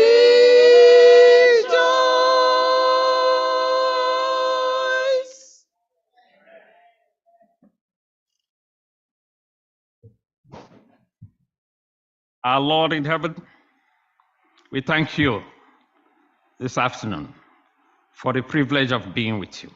We thank you for the message, reminding us again that it is necessary to be joyful in you. Thank you, Holy Father. We only ask that you help us, Holy Father, to find reason to be joyful always in you. Blessed, in that blessed hope, Holy Father. Be with us today. Give us your blessing, Holy Father. Let us not go home miserable again. Let us find reason to be joyful in you always. And to my congregants, I say, may the God of hope fill you with joy and peace as you trust in him, so that you will overflow with hope by the power of the Holy Spirit. In Jesus' name we pray. Amen. We have this hope that burns within our hearts. We have this hope that burns within our hearts. Hope in the coming of the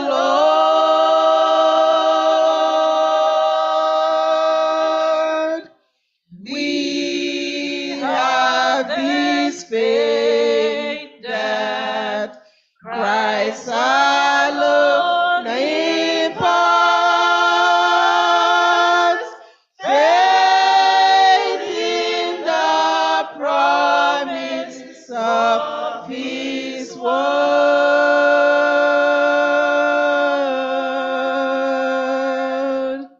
We believe the time is here when the nations far and near shall awaken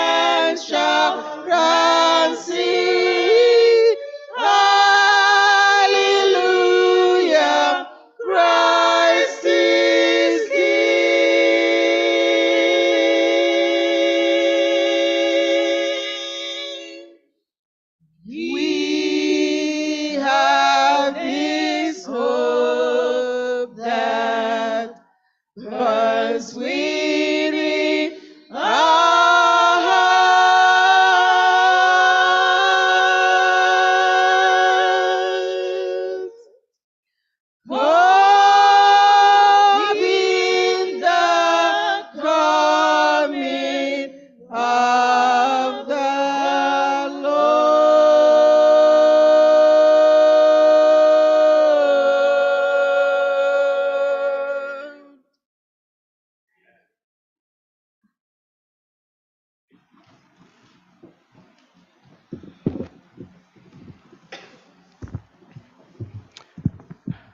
This is time for a moment of meditation. I just want to ask that you speak to your God personally, just for 1 minute. I will close it.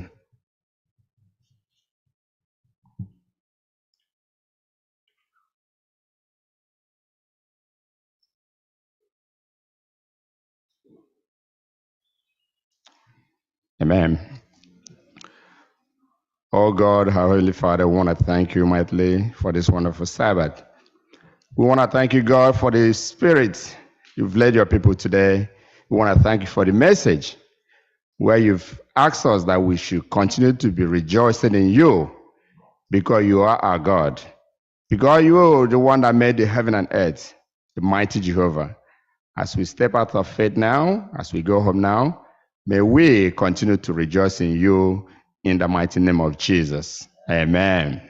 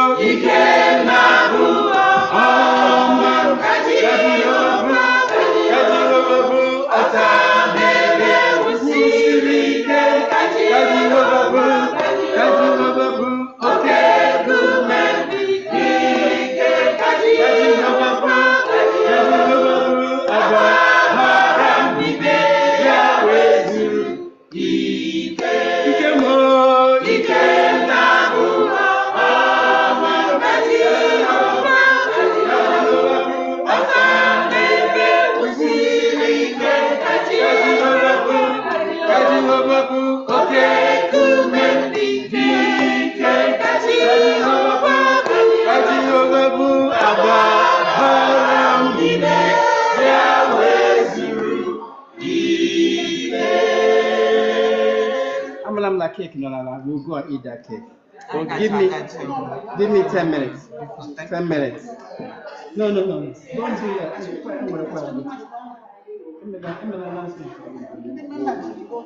Members, Ghana, no, here. I'm going to 10 minutes.